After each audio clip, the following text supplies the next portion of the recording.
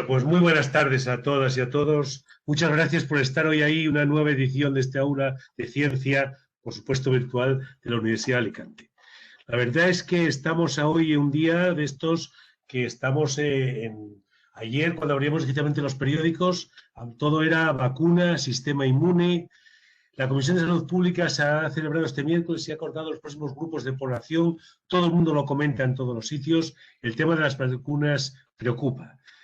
Bueno, la verdad es que empieza a decir que si los mayores de edad, de 60 a 79 años, no, los de Pfizer, Moderna, AstraZeneca, todo el mundo habla de esto en todos los sitios. Nos bombardean. Ayer con el periodo etario, la franja social o por grupos de la población y por edades. La verdad que es... Bueno, las vacunas se me han mandado ya todos los nombres, Moderna, Pfizer, BioNTech, AstraZeneca, Sinopharm, Johnson, tal. Por lo tanto, es muy apropiado hablar de esto. Y entonces doy las gracias de todo corazón al profesor Alfredo Corel, por él y por todo, porque realmente es una persona que todo el mundo le pone bien. Me hace gracia porque mando la invitación a mucha gente y esta tarde me escribió un profesor, que se llama el profesor Regueiro, que es de la Universidad Complutense de Madrid, y me decía, dice, resulta que mi hermano me dice que es el mejor divulgador del mundo y tal. Yo me he quedado un poco sorprendido porque digo yo, la verdad que hemos escogido a la persona ideal para un problema que hace falta personas que de verdad hablen seriamente de este tema. Entonces, yo doy las gracias de todo corazón al catedrático de Inmunología de la Universidad de Valladolid, el profesor Alfredo Corel, por esta conferencia que nos va a decir, no sé si es conferencia, cómo se puede llamar esto, que el título Vacunas de Sprint o de Maratón. Aunque luego lo van a presentar en extenso, yo no lo voy a presentar, por supuesto, quién mejor que el profesor Sempere, catedrático de Inmunología de nuestra universidad, no me resisto a decir alguna cosa de él. La verdad que es catedrático de Inmunología de la Universidad de Valladolid y sus métodos de enseñanza le han llevado a ganar premios y, sobre todo, es una persona que en este momento es el vicerrector de Innovación Docente y Transformación Digital de la Universidad de Valladolid, antes director del Centro para la Enseñanza Online. La verdad que es una persona que es curioso cuando describen los periódicos, porque salen los periódicos, sus clases en los bares, obras de teatro en el aula, una página web, las lecciones en YouTube. Bueno, yo ayer, cuando estaba preparando un poco esto, me encontré con una cuestión que era muy importante, que resulta que me estaban diciendo que había en YouTube y que había unas lecciones y las bajé. Bueno, la verdad que me quedé sorprendido. La verdad, las inmunopíldoras, creadas por él en colaboración con más gente, pero él ha sido el alma de la idea, a mí me parece una idea magnífica. Una cosa parecida le hicieron los estudiantes de geología hace muchos años aquí en Alicante, hace 3 o 4 años, pero la verdad es la idea de buscar pequeños vídeos subidos a YouTube en los que se desarrollen con explicaciones, gráficos, etcétera, las facetas más complejas de la inmunología, a mí me parece una idea buenísima. Bueno, pues esta ocurrencia tiene más de 1 millón de visitas en plataformas y se ha traducido en francés y al inglés. Esto es sin duda la nueva docencia. Yo la verdad que creo que en ese sentido vamos a disfrutar muchísimo. Y la verdad es que a mí me gustaría hacer, y no voy a hablar más, que un recuerdo especial en nuestra aula para los científicos que nos permiten con sus descubrimientos simplemente vivir o sobre todo confiar y esperar con ilusión el futuro.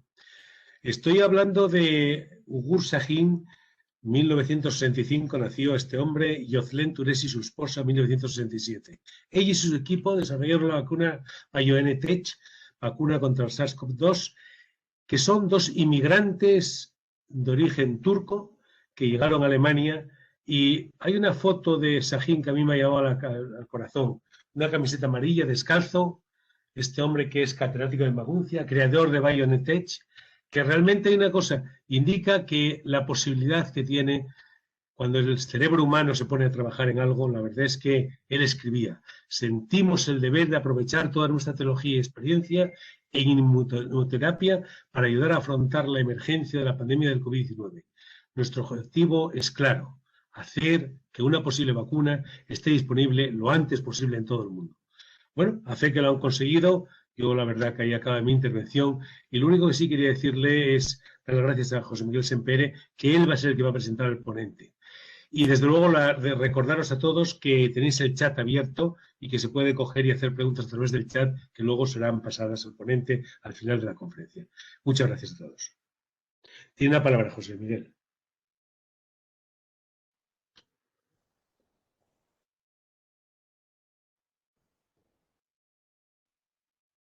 A la rectora magnífica, querida Amparo, tengo la sensación de tenerte muy cerca. Quisiera saludar también, lógicamente, al director del Aula de la Ciencia, al artífice de que hoy podamos estar, de que podamos estar todos hoy aquí, al profesor Salvador Ordóñez. Me gustaría saludar también a la profesora Ana Laguna, la directora adjunta de la sede de Ciudad de Alicante y de las relaciones con la sociedad científica alicantina. Como todos sabéis, bueno, saludaros a todos, saludar a los vicerrectores, a la secretaria general, a todos los que se han ido incorporando y que lamentablemente no he podido ver uno por uno quién está, pero daos todos por favor por saludados. El objetivo fundamental del Aula de la Ciencia, como todos sabéis, es acercar precisamente la ciencia a la sociedad y a través de la divulgación de la cultura científica que se hace en los espacios de la UA, tanto en el campus como en las sedes universitarias, como es el caso de hoy. Es una actividad que cuenta con la colaboración de la FECIT y que podemos decir con orgullo que desde su comienzo ha estado siempre al máximo nivel, dándonos la oportunidad de conocer más a fondo la labor llevada a cabo por numerosos investigadores, por numerosos científicos de prestigio y haciéndolo sobre todo de una manera divulgativa, pero sin perder de vista el rigor científico, de tal forma que pueda llegar a todo tipo de audiencias. Por tanto, gracias una vez más, Salvador, por tu magnífica labor como director al frente de esta actividad y gracias, Ana. No sé si Jorge, el director de la sede de Alicante, Jorge Olcina, se ha incorporado o no. Si estás, pues gracias también, Jorge, una vez más, Jorge y Ana, por vuestra implicación. Bien, pues ya hemos dicho que el nivel ha estado siendo muy alto y hoy no iba a ser menos, lógicamente, puesto que contamos con la presencia del profesor Alfredo Corel, que estoy seguro que ya es sobradamente conocido por la mayor parte de los asistentes que hoy nos acompañáis. El profesor Corel es madrileño de origen, es doctor en biología, es inmunólogo, se formó en el Hospital 12 de Octubre de Madrid y yo diría tranquilamente que es divulgador científico de nacimiento, aunque también podríamos llamarle seductor de la inmunología. Actualmente es catedrático de inmunología en la Universidad de Valladolid y vicerrector de innovación docente y transformación digital en dicha universidad, como ha comentado antes el profesor Ordóñez. Como él dice, sus pasiones son la inmunología y la docencia, y a ellas ha dedicado toda su vida laboral, al igual que a la divulgación. Podemos decir que si bien es cierto que ha incrementado su labor como divulgador en los últimos años, en realidad lleva haciendo divulgación científica desde hace mucho más tiempo y además muy bien. Le conozco, de hecho, desde hace ya bastantes años, aunque empezamos a relacionarnos más durante la época en la que yo tuve la oportunidad de estar como vocal en la Junta Directiva de la Sociedad Española de Inmunología. Durante esa época, aunque él todavía no era miembro de la Junta, porque coincidió que cuando acababa mi periodo entraba él, sin embargo sí que pude coincidir con él en varias ocasiones, porque ya se encargaba por entonces de gestionar la mayor parte de las actividades de divulgación que llevaba a cabo la SEI, la Sociedad Española, y además en aquellos momentos era el coordinador de GECLIT, que para que aquellos que no sabéis qué es, os hagáis una idea, pues es un poco la entidad que de alguna forma se encarga de la garantía externa de calidad para los laboratorios de inmunología diagnóstica. Fijaos si es importante el tema, porque de una buena coordinación depende evidentemente que los resultados que salen inmunológicos en todos los laboratorios pues estén coordinados y sean unos resultados correctos, lógicamente. Recuerdo que, aparte de una gran responsabilidad, pues también tuvo algún que otro quebradero de cabeza con este tema de GECLIT, pero por supuesto lo hizo magníficamente. Poco después empezó a desarrollar y a gestionar el proyecto Inmunomedia, que fue financiado 2 años también por la FECIT, y precisamente uno de los objetivos fundamentales de este proyecto Inmunomedia es la innovación en la docencia y el fomento de la divulgación en inmunología como una parte fundamental de esa innovación. Alfredo tuvo la deferencia en aquel momento de contactar con nosotros para que fuéramos una de las 8 universidades que finalmente participan en el proyecto, tanto nacionales como extranjeras. Por supuesto, estuvimos encantados de que contactase con nosotros y, de hecho, seguimos trabajando juntos en la actualidad con muy buena armonía y muy a gusto, y la verdad es que el proyecto ha dado unos resultados preciosos.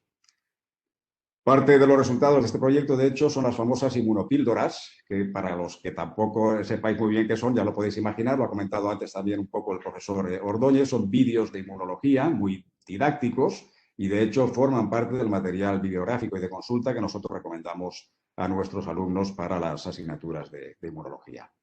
Dicho proyecto, es importante que sepáis que ha recibido varios galardones, entre ellos el Premio MEDES 2018 de la Fundación Ligi, a la mejor iniciativa para la difusión en español de las ciencias biomédicas. Alfredo también ha recibido numerosos premios a su trayectoria profesional y entre ellos me gustaría destacar el Premio Educa 2018 al mejor docente universitario de España. Yo también soy un apasionado de la inmunología y me encanta que un compañero y amigo inmunólogo, al que quiero y admiro, haya conseguido ese prestigioso premio. La verdad es que me llevé una grandísima alegría cuando me enteré. Creo que es para que estemos orgullosos. Alfredo siempre ha estado además también implicado en responsabilidades de gestión. Ha sido director del Centro para la Enseñanza Online, Formación e Innovación Docente de la Universidad de Valladolid. Ha sido vocal de la Comisión Nacional de la Especialidad de Inmunología y de la Junta Directiva de la Sociedad Española de Inmunología y coordinador del GECLID también, como he dicho anteriormente. Todos sabéis que desde la aparición de la pandemia ha visibilizado la inmunología una barbaridad a través de las redes sociales y en múltiples medios de comunicación, tanto escrita como radio y televisión.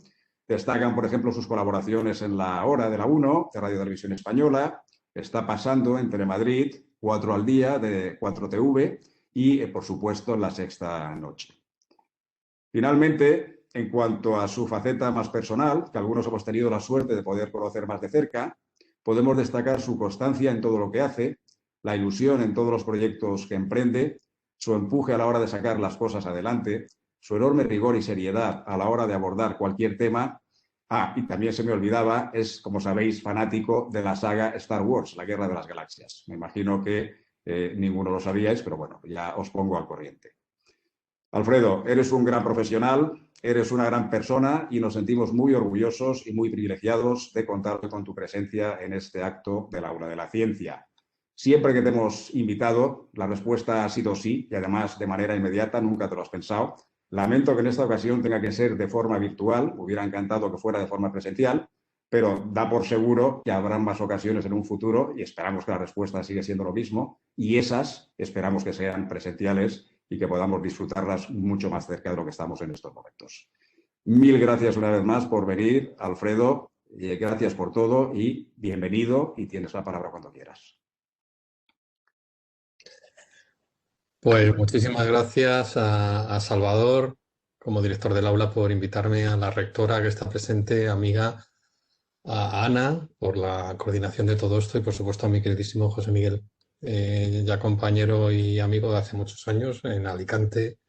Sabéis que me siento como en casa y ya me habría gustado estar ahí, pero bueno, si algo bueno tiene la tecnología es que nos permite hermanarnos a cientos y miles de kilómetros de distancia. Ahora me debéis un arroz, eso queda aquí apuntado. Estamos viviendo un momento, bueno, pues muy estrambótico, muy atípico, muy desconocido, muy duro, muy difícil y bueno, como sabes, mi responsabilidad como profesor universitario, de hecho yo creo que los universitarios tenemos esa responsabilidad, ¿no? De no guardarnos el conocimiento para las paredes de nuestra casa, que también, porque hay que formar a las futuras generaciones de médicos, enfermeras y de profesionales de todo tipo, pero yo creo que nuestra responsabilidad es que esa ciencia, ese conocimiento salga a la calle y entonces estas actividades me parece que son imprescindibles en el mundo actual y lo ha puesto de manifiesto la pandemia. Hay mucho desconocimiento, mucha mala información. Sin ciencia no hay futuro posible en este país ni en ningún otro. Y yo creo que una ciudadanía informada está mucho más, que se dice hoy en día, empoderada para tomar decisiones y que no la engañen. Así que, bueno, un placer participar en esta actividad y voy a dedicarme a un tema totalmente ajeno a la actualidad, como son las vacunas de la COVID-19. Lo que pasa es que me parecía que entrar así directamente pues era un poquito complicado, entonces me gustaría haceros primero una introducción de qué consiste esto de la inmunidad, de dónde viene la palabra, el concepto, de dónde viene incluso la técnica, la práctica de la vacunación. Luego veremos qué tipos de vacunas hay, qué es lo que considera, fijaros, la Organización Mundial de la Salud una vacuna ideal, de la que estamos todavía bastante lejos en este caso. Y bueno, ¿por qué ha sucedido esto de las vacunas que han llegado en tan poquísimo tiempo, que son las que han llegado un poco de sprint, y qué esperamos de algunas otras que irán llegando más a cuentagotas, más despacio, con más calma, que son las que yo he llamado de maratón. Llegarán, pues eso, con un poco más de recorrido. Así que empezamos este viaje y empezamos por la historia. Voy a compartiros la pantalla.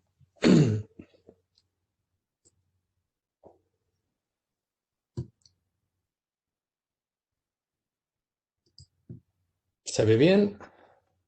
Vale. Pues, de hecho, he compartido mal porque me he ido a la primera, a la última. Vamos a la primera.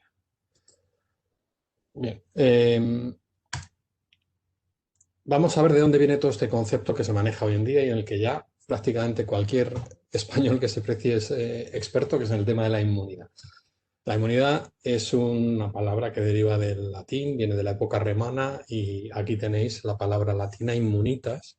Immunitas se componía de dos raíces, la in, que era negación, no, y munus, que hacía referencia a impuestos. Así que las personas inmunes eran aquellas que estaban libres de pagar impuestos. Este concepto ha llegado también hasta nuestros días y hablamos de inmunidad diplomática, personas que no tienen que rendir cuentas a lo mejor legales porque están por encima de esa ley por su condición, por su rango. Pero también en aquella época se registró que algunas personas que pasaban alguna enfermedad severa, luego, si había un brote en la ciudad, pues no lo pasaban. Y también se empezó a aplicar allí el concepto de inmune. Sin embargo, este no es el concepto de inmunidad que ha llegado hasta nuestros días, pero luego lo vamos a ver. ¿De dónde viene la vacunación? Que es de lo que vamos a hablar hoy. Este concepto de que alguien quede protegido frente a un agente infeccioso sin haber pasado la infección. Bueno, pues esto teóricamente viene de una respuesta inmunitaria que luego os explicaré un poquito y además lo explicaré de una manera, espero que bastante gráfica. Y es pasar una enfermedad, digamos, un simulacro de enfermedad y quedarnos protegidos por si de verdad viene el agente infeccioso de verdad. Y eso es el concepto básico de la vacunación. Es algo que llamamos los inmunólogos la memoria. Nuestras defensas se acuerdan de haber pasado ese proceso y se quedan preparadas por si viene, digamos, el bicho de verdad. Bueno, pues esto tiene un antecedente histórico y es un antecedente que se remonta como poco al siglo XVI. Se llamaba variolización. Esta variolización, aquí tenéis un par de gráficas, son modernas las gráficas, pero reflejan cómo se hacía. Y como veis, lo que se hacía, vemos a una persona insuflando a través de una cañita de bambú, se ve mejor en el de abajo a la derecha, unos polvitos en la nariz de un niño. ¿Qué es lo que se estaba aquí, digamos, soplando a la nariz del niño? Pues estaban soplando los polvos de la pus, los polvos de la pus de una herida de la viruela. La viruela ha sido una de las enfermedades más terribles y que ha matado a más personas a lo largo de la historia y de hecho es la única enfermedad en este momento que se ha considerado erradicada desde el año 80. Llevamos ahora ya, pues eso, 40 años sin viruela. Así que muchos de los que estamos aquí en la sala ni nos han vacunado porque ya no había que vacunar, no existía la enfermedad. Bueno, pues con una persona que estaba pasando la viruela ya en sus últimos días, es decir, ya se estaba recuperando, estaba lo que llamamos convaleciente, recuperándose, sacaban la pus, lo dejaban secar y esos polvitos son los que están soplando en la nariz de este niño. ¿Este niño qué le pasaría? Pues tendría una enfermedad, pero una enfermedad suave, no tendría una enfermedad severa, grave, y quedaría protegido. Y a este concepto de proteger a este niño con estos polvitos de otro enfermo se le llamó variolización. Esto no tenía estudios científicos inicialmente, no tenía evidencia, pero funcionaba, era una cuestión empírica. Y se hacía pues, en la zona asiática, en Turquía y otros países, y esto fue apreciado por la mujer del embajador británico en Constantinopla, que es la actual Estambul, y que es esta mujer que tenéis aquí en el cuadro y que se llamaba Lady Mary Wortley Montagu, era una mujer muy moderna para su época, y bueno, vio como los turcos hacían esta práctica de la variolización y cuando volvió con su marido a Inglaterra, que fue allá por 1718, llevó esta práctica allí y la comentó a la sociedad británica. No le hicieron mucho caso, pero ella la practicó con sus hijos. En paralelo, otro médico italiano que también tuvo alguna observación de lo que hacían los asiáticos, también la introdujo por el sur de Europa y ya ahí empezó a coger algo de cuerpo. Así que aprovechándose de este conocimiento inicial, fue a finales ya del siglo, Edward Jenner, ya casi en el 1800, a finales del siglo, el que sí que ya hace estudios de con evidencia científica, hace ensayos en población y empieza y llama vacunación, cambia el nombre del proceso y lo llama vacunación. ¿Qué son los cambios que introduce Jenner al proceso? Aparte de que lo hace controlado, por supuesto, lo que observó Jenner es que las granjeras que tenían vacas tenían una viruela muy ligera, no tenían una enfermedad muy grave, y esto era porque se contagiaban al tocar las ubres de la vaca para sacar la leche, se contagiaban de la viruela de la vaca. Pero esto las dejaba de alguna manera protegidas frente a la viruela humana, así que pasaban una enfermedad muy ligera y no les pasaba nada. Así que lo que hizo Jenner fue aplicar este concepto y lo que hizo fue extractos de la viruela de la vaca, bueno, prepararlos para ponérselos a personas. De ahí viene la palabra vacuna, porque se utilizó el agente de la vaca, el agente infeccioso de la vaca, el virus de la vaca. Y de hecho este virus ha llegado hasta nuestros días y se está desarrollando en vacunas actuales para el coronavirus. Es el virus Vaccinia, que se llama, si alguno lo habéis escuchado. Bueno, pues Jenner es el primero que hace este tratamiento, prepara el virus de la vaca y lo inocula con unos escarificadores que ahora os enseñaré cuando acabe de presentaros esta parte de diapositivas, os enseñaré unas réplicas porque he conseguido ver una réplica de estos instrumentos que se utilizaban para inocular las vacunas en aquella época. Y bueno, pues esta fue la revolución. No hablaba Jenner de inmunología, Jenner hablaba de vacunación. Y el gran reto a partir de ese momento era cómo llevar esta vacuna a todos los rincones del planeta. ¿Os suena de algo este reto? Bueno, pues es un reto totalmente actual y moderno. ¿Quién dio contestación a este reto? Pues España. Justamente en el año 1803 se puso en marcha, que son 4 años después, prácticamente 5 de que Jenner describiera las vacunas, se puso en marcha la distribución de la vacuna por todo el mundo. El Imperio Español en ese momento era muy potente. Carlos IV, el rey de España, le encarga, bueno, lo pide Balmis, es un médico alicantino además, que supongo que conoceréis mucho y seguro que habréis tenido alguna charla sobre él, que bueno, le propone al rey llevar este remedio recién descubierto a todo el Imperio Español y por ende prácticamente a todo el mundo. De hecho, llegó hasta la China la expedición de Balmis, liderada por este médico. Hubo muchos otros médicos y enfermeros y también ha sido célebre en los últimos años Isabel Zendal, que era la rectora de un orfanato de La Coruña, que fue un poco la que hizo de enfermera de todos estos niños, porque aquí está la curiosidad de esta expedición. En aquella época os podéis imaginar que no había neveras. Hoy en día el reto lo tenemos en transportar vacunas que hay que conservarlas a 80 grados bajo cero, como la de Pfizer o Moderna un poco menos, a menos 20, pero en aquella época no había vacunas. Entonces, ¿cómo transportábamos estos polvitos, estos extractos del virus de la vaca y para inocularlos a los hombres? Bueno, pues la manera que se le ocurrió a este médico fue usando personas que hacían de conejillos, o sea, de transmisores, y iban pasando la enfermedad y se le iban pasando unos a otros. Probablemente esto hubiera sido muy reprobable hoy en día, pero hay que contextualizar las cosas en cada momento de la historia y lo que utilizó fue niños huérfanos, salvo el hijo de la propia Isabel Zendal, que también estaba en la expedición.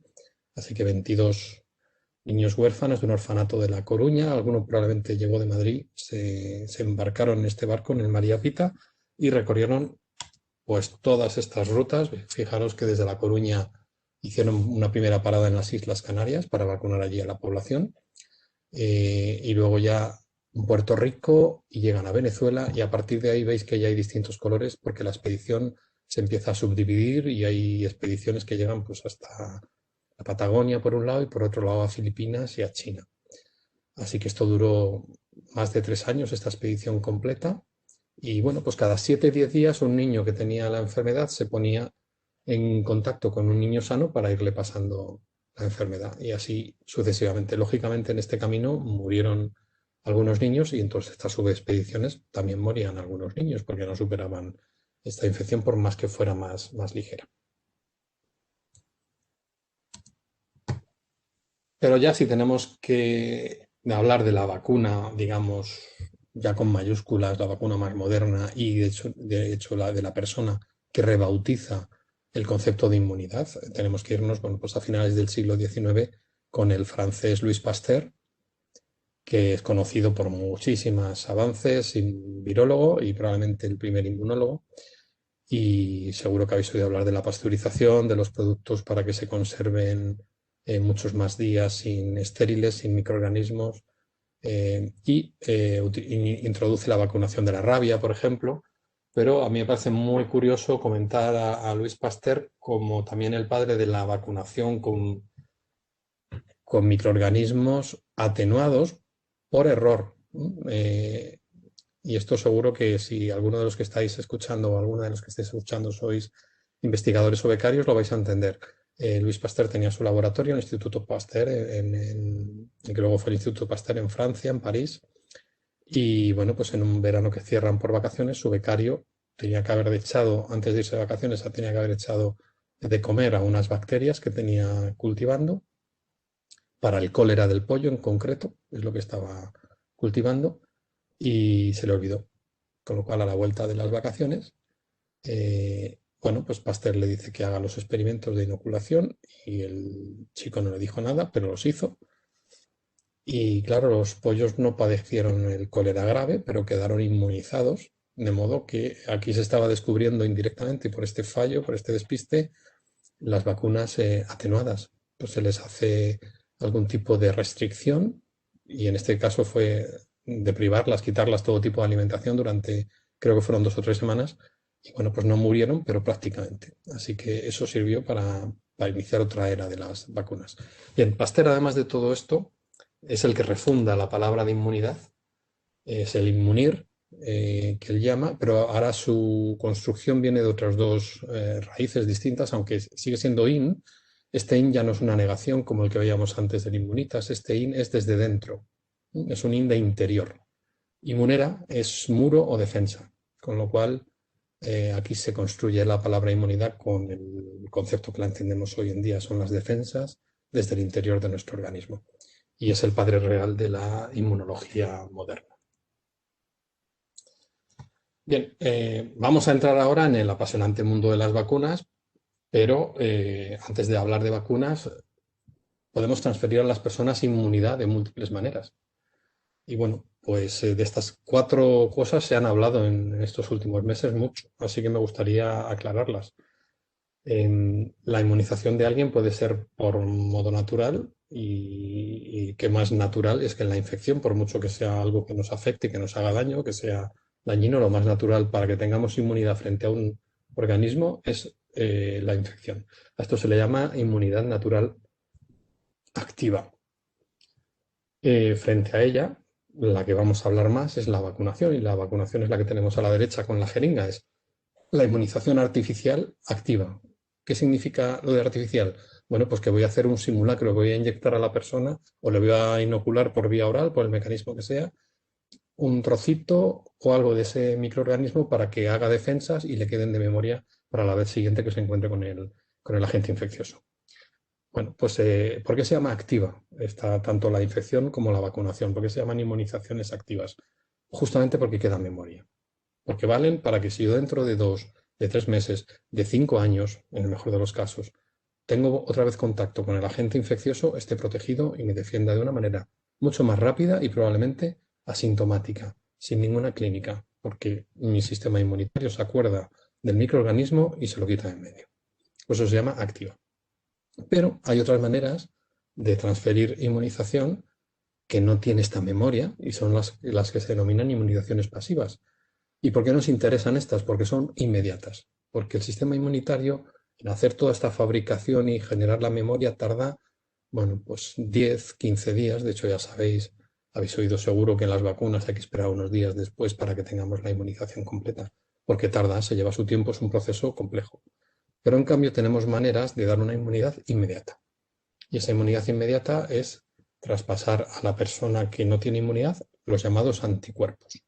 Y esto también puede suceder de 2 maneras. Puede suceder de modo natural o puede suceder de modo artificial. De modo natural es muy sencillo. Una mamá durante el embarazo, a través de la placenta, está pasándole anticuerpos de defensas a su bebé, que está en desarrollo.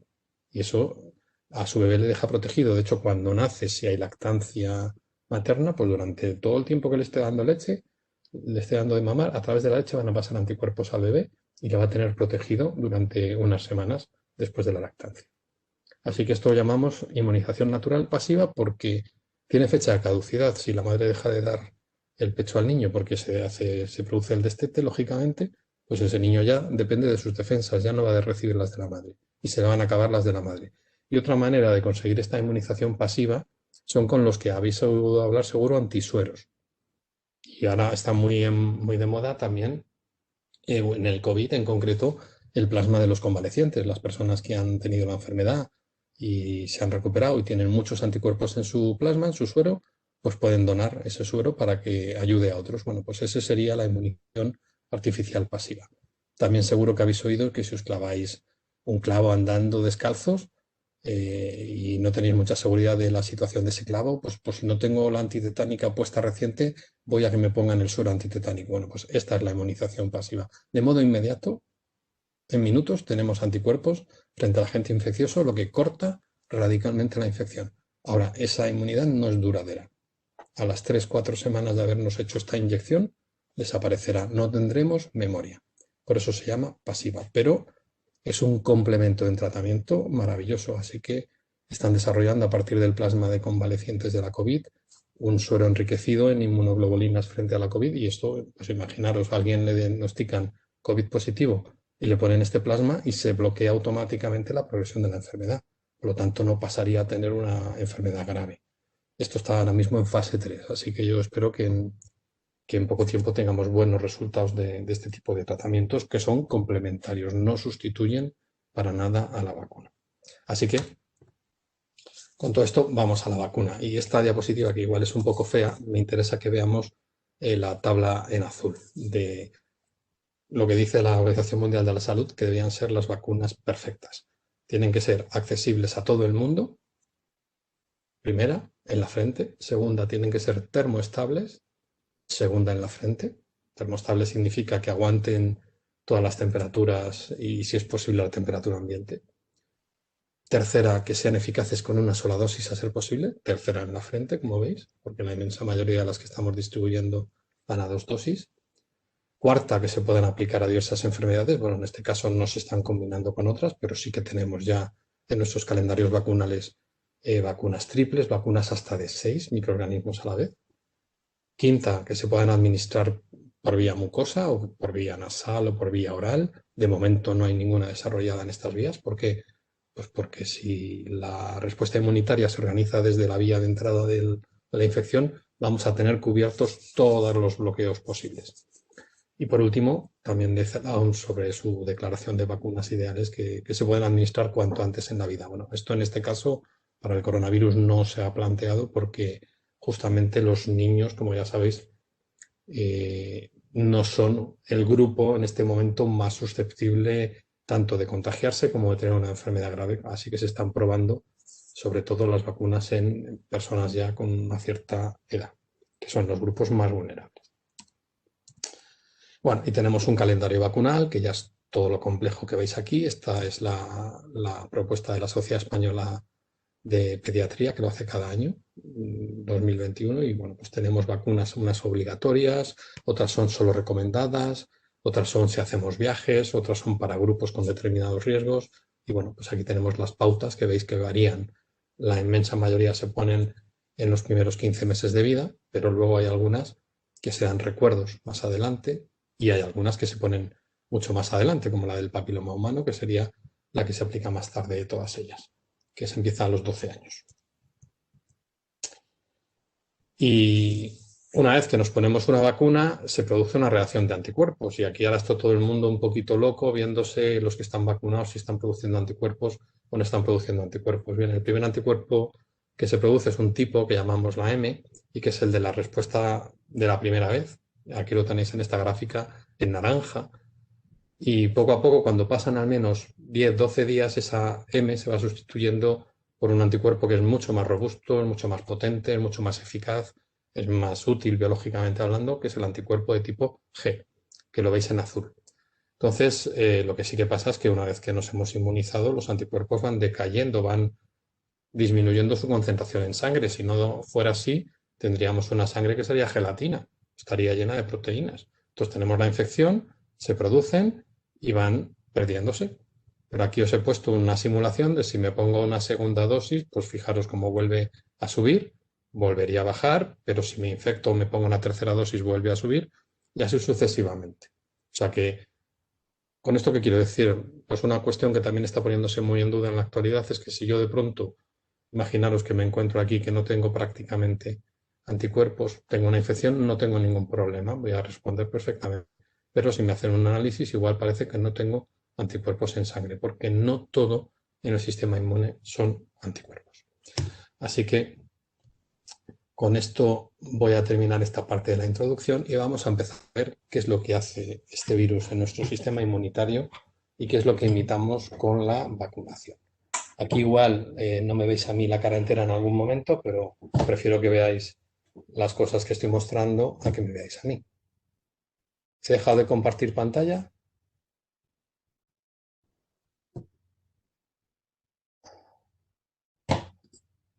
A ver.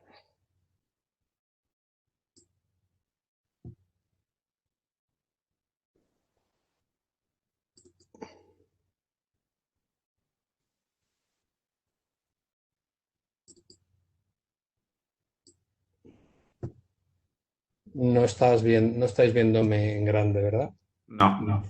Vale, es que estoy compartiendo la pantalla aún. A ver qué he hecho aquí.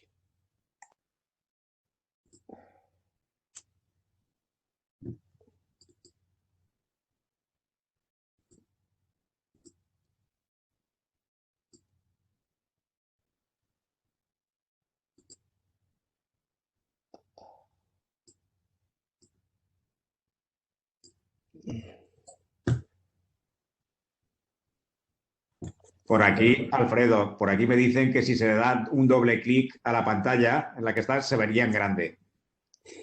A la que soy yo. A la que estás tú. Eso pone aquí. Javier Jabaroyes.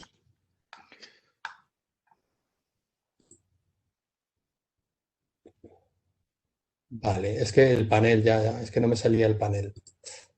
Ya. Ahora sí. Perfecto. Ahora sí me estáis viendo, ¿verdad? Sí. Vale. Pues vamos a ver lo que pasaría en una infección y luego hablamos de las vacunas y de cómo se puede imitar lo que pasaría en una infección. Entonces, os he puesto vamos a hablar ya de coronavirus porque es de la vacuna que vamos a hablar, un coronavirus en el que le hemos puesto 4 tipos de proteínas en su superficie que, bueno, para que lo veáis muy fácil son los colores del parchís, rojo, azul, amarillo y verde. Es una estructura que tiene proteínas fuera y dentro, pero aquí lo hemos puesto fuera por simplificar. Bueno, pues fijaros sobre todo en la proteína roja. La proteína roja tiene un receptor, es como si fuera la llave y entrará en una cerradura que tenemos en nuestras células. Entonces, permitiría abrir las células y que el virus entrara en su interior. Luego lo que sucede en el interior lo vamos a ver con un poco más de calma, pero el resultado final de lo que sucede en el interior es que esta célula, que ahora está infectada, enseña trocitos de ese virus, y os lo pongo exactamente igual, con los colores de las proteínas que tiene ese virus dentro, azul, rojo, amarillo y verde, se lo enseña al sistema inmunitario. ¿A quién se lo enseña? Pues se lo enseña a los linfocitos T. Los linfocitos T son los maestros de ceremonias, son los que van a poner en marcha toda la respuesta esta especial que genera la memoria. Me he saltado muchos pasos, me estoy yendo al paso final de esa respuesta inmunitaria. Entonces estos linfocitos B ven lo que está pasando en esta célula y toman decisiones. ¿Cómo toman esas decisiones o cómo mandan esas decisiones? Bueno, pues la mandan con unas moléculas que son lo que llamamos los inmunólogos las citocinas y que contienen información preciosa para nuestras defensas. Aquí, en este símil, pues lo representaríamos con robots como R2D2 o como BB8 que llevan información específica a otras células. ¿Y qué es lo que ponen en marcha estos linfocitos T que dirigen todo, que son pues, como el maestro Yoda, el linfocito T que controla toda la respuesta inmunitaria específica? Pues deciden si lo que tienen que hacer es mandar células a matar esta célula infectada. Y bueno, pues aquí entraría otro tipo de células T que no son tan buenas como estas que coordinan todo, pero que sí, lo que sí tienen estas células T son estructuras que dispararían, llenas de sustancias tóxicas, las meterían en la célula y la matarían. Así que esto lo ha decidido ya el linfocito T. Bueno, pues mando células asesinas. Y aquí estarían las células asesinas. Esto es una respuesta bastante habitual y otra respuesta bastante habitual. Es decir, lo que necesitamos para bloquear esta infección no es tanto matar estas células, sino bloquear que el virus se extienda a otras. Bueno, pues en ese caso lo que necesitamos son producir anticuerpos. Entonces aquí se activa otra célula, que son los linfocitos B, en este caso en vez de T son los B, y que son las encargadas de producir unas proteínas que tenemos que son misiles muy específicos. Imaginaros, es tan específico como la entrada de una llave en su cerradura. Imaginaros que con vuestra llave pudierais abrir todas las puertas de vuestro portal. Eso es imposible. Vuestra llave solo encaja con vuestra cerradura. Así vuestros vecinos no pueden entrar en vuestra casa y vosotros no podéis entrar en la del vecino. Bueno, pues estas células B producen unas sustancias que bloquean específicamente a la estructura de este virus. Y esas sustancias, como seguro que ya sabéis a estas alturas, son los llamados anticuerpos. Los anticuerpos, bueno, como siguiendo el símil de los 4 colores del virus, pues tenemos anticuerpos frente a las 4 proteínas de ese virus. ¿Qué es lo que harían estos anticuerpos? Pues fijaros, tienen 2 zonas, que las represento aquí con pinzas, 2 zonas de contacto con el virus. Esas zonas, si he cogido el verde, pues cogerían la proteína verde. Y esta unión es muy específica. Esto en el verde en concreto no, pero ahora pensad en el rojo. El rojo es la vía de entrada. Pues si yo doy un anticuerpo rojo que me bloquea la proteína roja, me está bloqueando la entrada de este virus a otras células. Por esto estos anticuerpos, seguro que lo habéis escuchado, pues lo han dicho algunos medios, se llaman neutralizantes. Son anticuerpos que neutralizan la acción del virus, lo bloquean, ya no puede infectar otras células. Así que fijaros, la respuesta inmunitaria al final de todo el asunto, ¿qué ha hecho? Pues fundamentalmente 2 cosas: matar células infectadas y con el anticuerpo bloquear que se infecten nuevas células. Bueno, pues esto es un poco lo que nos interesa con la vacunación. O bien que se generen células tóxicas que maten a las infectadas, o bien que se generen anticuerpos. Y lo que estamos mirando normalmente como respuesta a la infección son los anticuerpos, porque son mucho más fáciles de mirar. Pero hay, por supuesto, laboratorios de investigación en España y hospitales en España que pueden mirar la presencia de estas células en la sangre de los individuos. Así que nadie se asuste de pronto si dice yo paso la infección y no me han quedado anticuerpos, no estoy inmunizado. No. Es verdad que hay personas que no se inmunicen, pero son muy pocas. Y lo que pasa es que no todo el mundo tiene un nivel de anticuerpos detectables en su sangre. Así que ahora, repasado qué hace el virus al infectar una célula, vamos a ver cómo podemos imitar esto, cómo podemos vacunar. Bien, pues empezaríamos con las vacunas que son el virus completo. Pues el virus completo, ¿nos podemos atrever a vacunar con un virus completo tal cual es? No, porque estaríamos produciendo exactamente la enfermedad. Entonces, a estos coronavirus, se les hace 2 tipos de alteraciones para que sirvan como vacunas. Una sería lo que se llama atenuarlo, que es lo que le pasó a Pasteur al dejar las células sin comida. Pues las atenuamos. Eso hace que vayan perdiendo en su superficie proteínas y finalmente que no sean tan dañinos. Así que tendríamos los virus atenuados. Bueno, pues tienen menos proteínas en la superficie, son menos dañinos, pero se produce una respuesta inmunitaria suficiente que nos protege si tenemos la infección.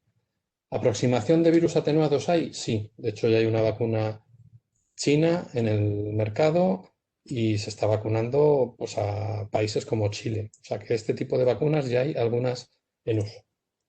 Segunda aproximación con el coronavirus completo. Pues como os he dicho que tal cual no se puede usar, lo que se hace es que se hace un tratamiento, ya sea físico o químico, que hace que no pueda crecer. Y a esto se le llama virus inactivados. Bueno, pues le quitaríamos. Tendríamos todas las proteínas, pero ya este virus no va a poder crecer. Se llama virus inactivado. Y me he equivocado, estas son las que se están usando. Atenuados no hay ninguna todavía en uso. Inactivados hay en desarrollo.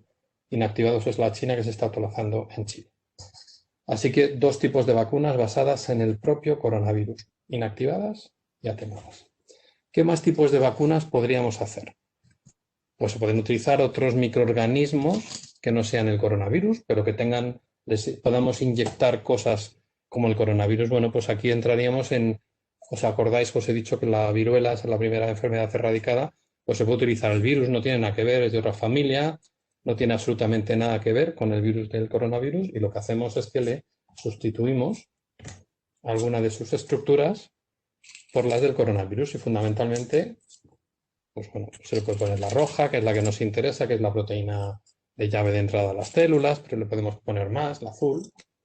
Bueno, pues vacunas basadas en el virus de la viruela hay en desarrollo.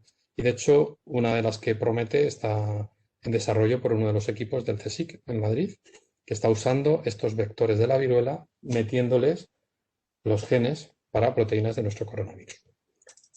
Este sería un tipo con virus. En este caso se pueden desarrollar virus que no se replican en nuestras células y que son como más amigos y que conocemos. Pues son los adenovirus. Los adenovirus, como veis, es otra familia totalmente distinta. Tampoco tienen nada que ver con el coronavirus.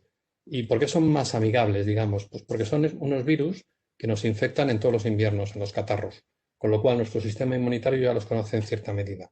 ¿Qué es lo que se hace? Se les deja el esqueleto y de nuevo se les introduce los genes que codifican alguna de las proteínas del coronavirus. Y de estos ya están en uso en España, porque la vacuna de AstraZeneca de la Universidad de Oxford es justamente este tipo de modelo. Es un coronavirus, en este caso de chimpancé, al que le han metido genéticamente la proteína de entrada en las células, la proteína S.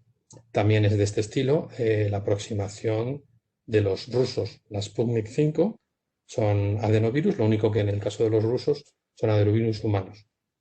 Y están resultando unas vacunas con una eficacia razonable también. Esta es una tecnología que todo el mundo dice, le da menos valor. Es la primera vez que se está usando las vacunas de adenovirus. No se han usado tampoco hasta el momento. Y bueno, pues están resultando bastante eficaces. La de AstraZeneca ya sabéis que es variable según las dosis y los grupos, entre 60 y 80, aunque hay una media de un 70% de eficacia. Y la de Gamaleya pues llega hasta un 92% de eficacia, con lo cual, bueno, pues son unas eficacias muy, muy buenas también. Así que, repasando, basadas en microorganismos vivos que no sean coronavirus, tendríamos las de vaccinia y las de adenovirus. Y son las dos, y se están desarrollando ya usando estas últimas, unas cuantas de ellas. ¿Hay más opciones? Sí. Nos queda, en vez de usar el virus completo, cojo las proteínas, la que me interesa, la roja. Bueno, pues vacuno, introduzco dentro de la célula la roja. ¿Esto se puede hacer así, tal cual, con las proteínas sueltas? Pues sí, y de hecho hay alguna vacuna que está así en desarrollo, pero lo que hay que hacer es meterlo en una cápsula. Estas estructuras se le meten en un liposoma, en una nanopartícula, que son distintos vehículos. Nos tenemos que quedar con que son vehículos. Lo meto dentro y esto me permite que entre mejor en las células, porque suelen ser un recubrimiento de grasa, y la grasa se entiende muy bien con la superficie de mis células, pues son lípidos todo. Entonces entraría. Estas de partículas, ya hay algunas en desarrollo y algunas en uso también. Y por último, de estas que utilizan fragmentos del virus, no son virus completos, nos faltarían las que utilizan material genético. En el material genético, a ver dónde tengo, es que tengo muchos virus por aquí. El material genético del virus, ¿vale? Está dentro, en el interior del virus tenemos material genético. En concreto, el coronavirus es un virus que el material se llama ARN, pero hay otros virus que tienen un material como el humano, que es el ADN. Entonces, en este material genético, ahora os enseñaré cómo es y lo que hace, pero lo que podemos hacer es vacunar con el material completo o con trocitos. Fijaros, con el material completo todavía no hay ninguna en funcionamiento porque son de las más complejas, y uno de los equipos que la está desarrollando en este momento es otro español, es el grupo de Sola y Juanes. Están usando el ARN completo del virus, pero claro, modificándolo para que no haga daño a las células humanas una vez que se vacune. Y luego están las que han desarrollado un trocito del ARN e inyectan el ARN. Pero vamos a centrarnos en el virus. De nuevo, para hablar de esto de las vacunas de ARN, que son las primeras que han llegado y han supuesto una grandísima revolución, como acaban de contarnos en la introducción. Hemos dicho que el virus le hemos puesto 4 estructuras en su superficie, como los colores del parchís. ¿Cómo sería esto en su ARN? Pues tenemos aquí un ARN, una recreación de lo que sería el ARN del virus. Tendríamos un trocito que codifica, que sintetiza las proteínas, tiene la información de la proteína azul, otro trocito para la proteína amarilla, otro trocito para la proteína verde y otro trocito para la proteína roja.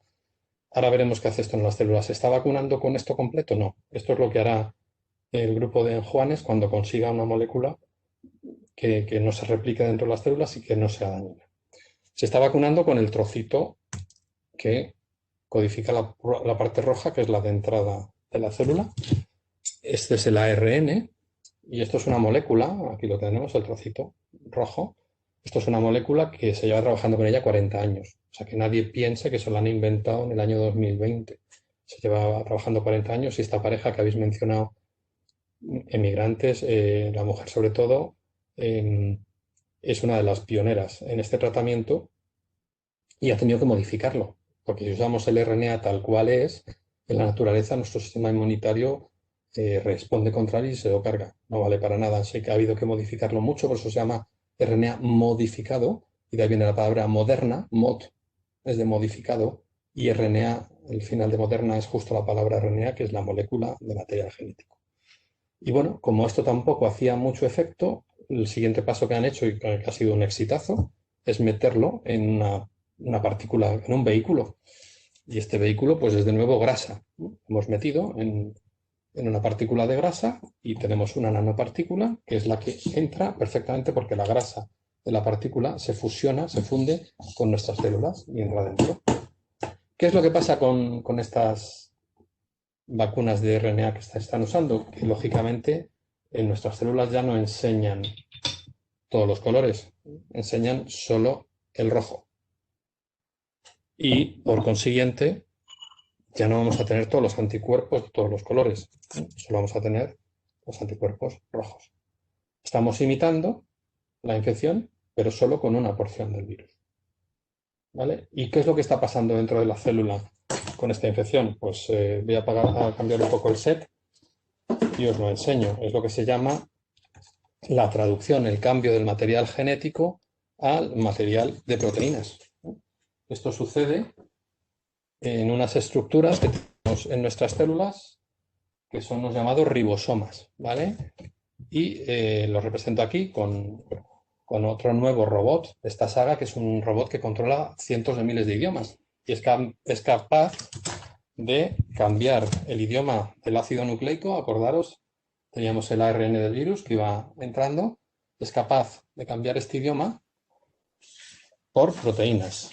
Y fijaros lo que va haciendo, según llega al azul, pues se le sintetiza la proteína azul. Pasa la proteína amarilla, se sintetiza en nuestras células la proteína amarilla. Pasa la proteína verde, se sintetiza en nuestras células la proteína verde. Y finalmente pasa la proteína roja y se sintetiza en nuestras células la proteína roja. Esto sería lo que pasaría en la infección. Una vez que tenemos las proteínas, el ARN del virus se replica y tendríamos ya el virus completo. Aquí ya las manos, necesitaría yo una tercera mano.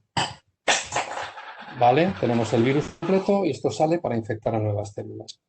Y en el caso de las vacunas de Pfizer y Moderna, que hemos dicho que solo tienen la parte roja, bueno, pues una vez que entran en nuestras células, tendríamos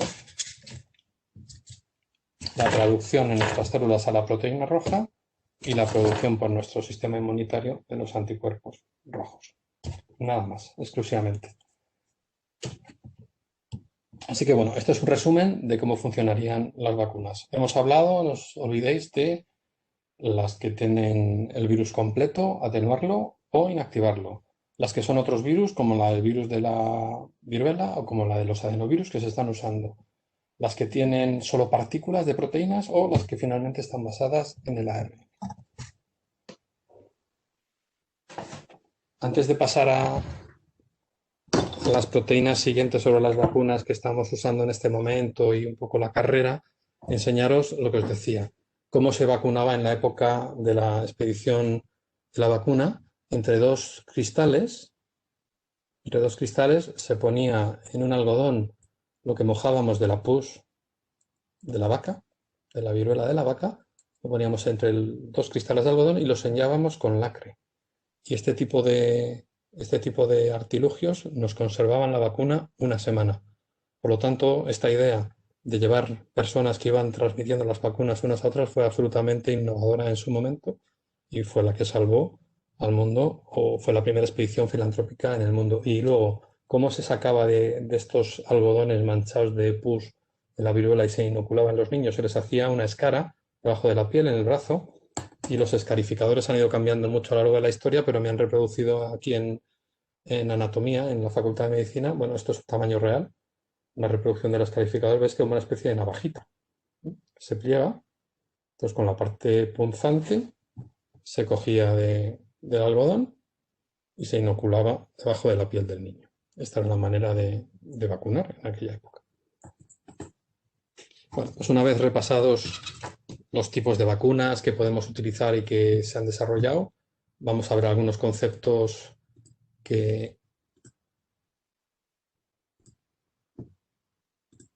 para completar un poco el panorama de lo que tenemos en este momento. Uno es la famosa inmunidad de rebaño, que se está manejando, que tenemos que estar vacunados. ¿Se está viendo bien? Perfecto.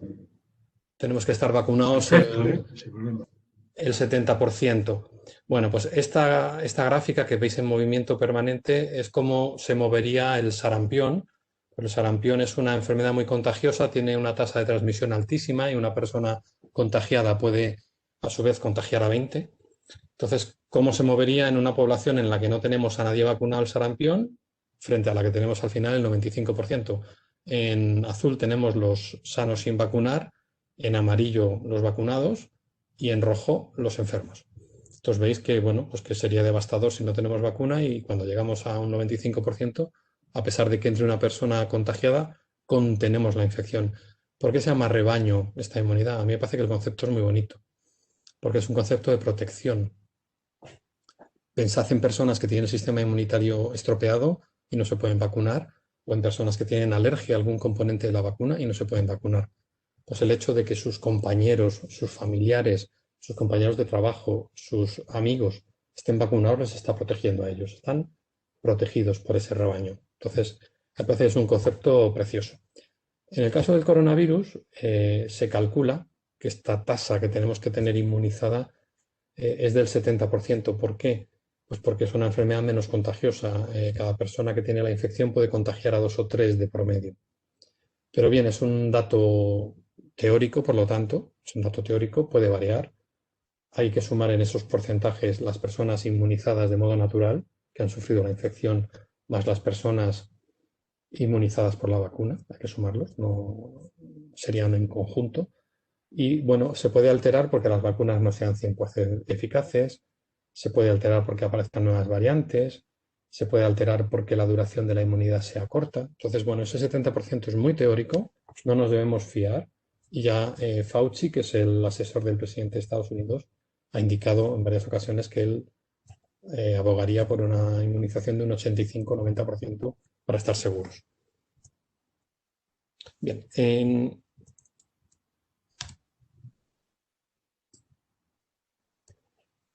¿por qué se ha conseguido este sprint de las vacunas actuales y lo que se consigue habitualmente en 10 años o más se puede conseguir en 10 meses? Bueno, aquí os he representado las fases que hay en un proceso de fabricación de una vacuna, desde el diseño hasta la comercialización. Y bueno, ese diseño dura muchos años. Es justamente una de las partes que más dura. Cada grupo de investigación decide si va a utilizar proteínas, si va a utilizar ácidos nucleicos, si va a utilizar el virus entero. Para todo esto hay que conocer la estructura del virus o de la bacteria, lógicamente. Entonces, desde enero que se consiguió conocer la estructura de este virus, pues se pusieron laboratorios de todo el mundo a diseñar posibles candidatos de vacuna. Así que se produjeron cerca de 200 en muy pocos meses. Otra cuestión que ha influido mucho es la colaboración internacional. Normalmente los científicos somos muy dados a no decir lo que estamos haciendo hasta el final. Te callas el proceso de tus investigaciones y solo comunicas los resultados cuando ya son muy definitivos. Esto es una cosa que es histórica en muchas áreas de la ciencia, por el miedo a que alguien me copie, alguien vaya por delante de mí, alguien... Bueno, pues este comportamiento habitual se rompió completamente desde la aparición de la pandemia y se ha producido una colaboración internacional sin precedentes, tanto que hemos pasado al polo opuesto. Se comunican resultados tan preliminares que a veces son erróneos. Entonces, y que no han sido revisados por pares expertos. Así que, bueno, pues esto es un pro y a veces es un hándicap. Así que pasados esos años de diseño, los laboratorios que arrancan la producción de vacunas o la investigación sobre vacunas tienen que hacer ensayos preclínicos, que estos hay que hacerlos habitualmente o en células y también en modelos de animales en los que tenemos que tener la enfermedad, reproducimos la enfermedad en animales y ensayamos que estas vacunas funcionan. Así que ya la primera fase de toxicidad de los productos se ve aquí en la fase preclínica. Y normalmente se hacen al menos en dos especies. Una especie, digamos, pueden ser ratones, ratas, hámster, y otra especie tiene que ser más próxima al hombre y son normalmente primates. Bueno, pues en estas dos fases ya se llevan muchísimos años que en este caso se han concentrado en apenas un par de meses. Y luego ya, una vez que hemos demostrado en las fases preclínicas que no es tóxico el producto, pasamos a la fase clínica, que tiene 3 etapas, que ya las sabéis, son la fase 1, la 2 y la 3, y que en la primera lo que se estudia es si el producto es seguro, si no produce efectos adversos graves. En la segunda se estudia sobre todo el grado de estimulación del sistema inmunitario. Entre estas dos fases lo que se ajusta es la dosis, si se da una dosis, si se dan 2, si se dan 3, qué cantidad se da en cada caso, si hay que acompañar la dosis con lo que llamamos un adyuvante, un ayudador de la estimulación o no. Aquí es donde se ajusta todo esto, en estas fases 1 y 2. Y la fase 3, que es la que se hace de modo más masivo, y normalmente se hace con número de 5 a 10.000 participantes, en esta ocasión se han hecho decenas de miles, se ha hecho una fase 3 mucho más exigente en estas vacunas que en toda la historia, mucho más exigente, porque hay gente que piensa que por la rapidez se ha perdido exigencia, todo lo contrario. Se ha ganado velocidad porque estas 3 fases sí que se han flexibilizado, el hecho que las agencias nos han permitido juntar fase 1 y 2, o fase 2 y 3, han permitido unir fases y hacerlo combinado. Pero a la vez los equipos investigadores han sido muy exigentes y las farmacéuticas en el número de personas con las que se ha ensayado. Así que una vez que la fase 3 está superada, se pasa a todas las regulaciones y revisiones, que fijaros pueden ser de 1 a 2 años. Claro, en este caso han sido de pocas semanas. A las agencias se les ha exigido, no me revisas el expediente dentro de un año, me lo revisas ahora, me pones a los expertos ahora, a los externos, que me hagan todas las preguntas que quieran y que me den o no me den la autorización, pero no dentro de un año. Ahora, en una semana, y de hecho estas revisiones han sido maratonianas durante muchas horas y algunas de ellas se han emitido en directo, por ejemplo las de la reguladora americana. Y finalmente pasaríamos a la comercialización. Las empresas empezarían a fabricar el producto en dosis suficientes para inocular a todo el mundo. Y este es otro de los aspectos que se ha adelantado muchísimo. Se ha hecho lo que se llama la fabricación a riesgo. Es decir, yo fabrico el producto desde que lo he ensayado en el laboratorio y en animales y he visto que funciona. En lo que se va desarrollando las fases 1, 2 y 3 ya me pongo a fabricar, pero a mansalva. ¿Qué pasa si no me vale el producto? Bueno, pues lo pierdo. Entonces, esto es lo que se llama fabricación a riesgo. Para que no existiera ese riesgo, muchos países han invertido en esas farmacéuticas dinero para que fabricaran a riesgo a pesar de que luego el producto pudiera no valer y hubiera que tirarlo. Así que bueno, se ha juntado muchísima inversión, mucha colaboración internacional y esa fabricación a riesgo soportada por los países ha permitido que fuera todo mucho más deprisa. Y aquí están un poco las que llegaron al sprint, las que han llegado primero. Algunas no han llegado todavía a España, Europa. Fijaros el número de personas que han participado en la fase 3, son números altísimos, decenas de miles de personas. Johnson Johnson, 60.000 personas, las que conocemos nosotros de Pfizer, 44.000, Moderna, 30.000 y AstraZeneca, otros 30.000. Como veis, han llegado de distintos tipos. Nos han llegado de ARN, que son estas dos primeras, Pfizer y Moderna.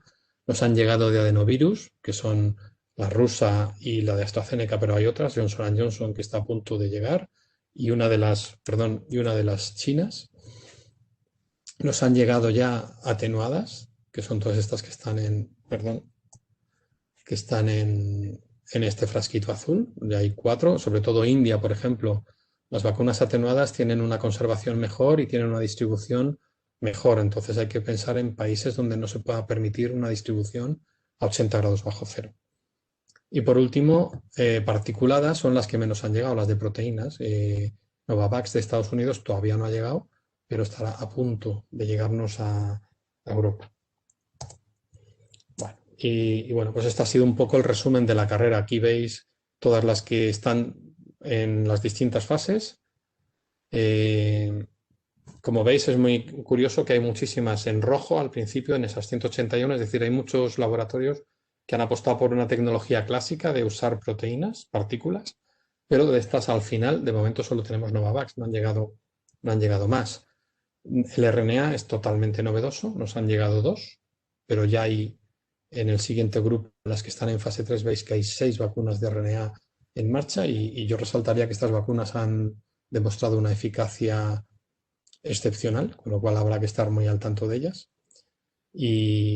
Y bueno, resaltar que las que han llegado primero no tienen por qué ser las mejores. Hemos tenido muchísima suerte con las 2 de RNA por su seguridad y por su altísima eficacia, pero yo confío, estas vacunas pueden perder eficacia según aparezcan nuevas variantes.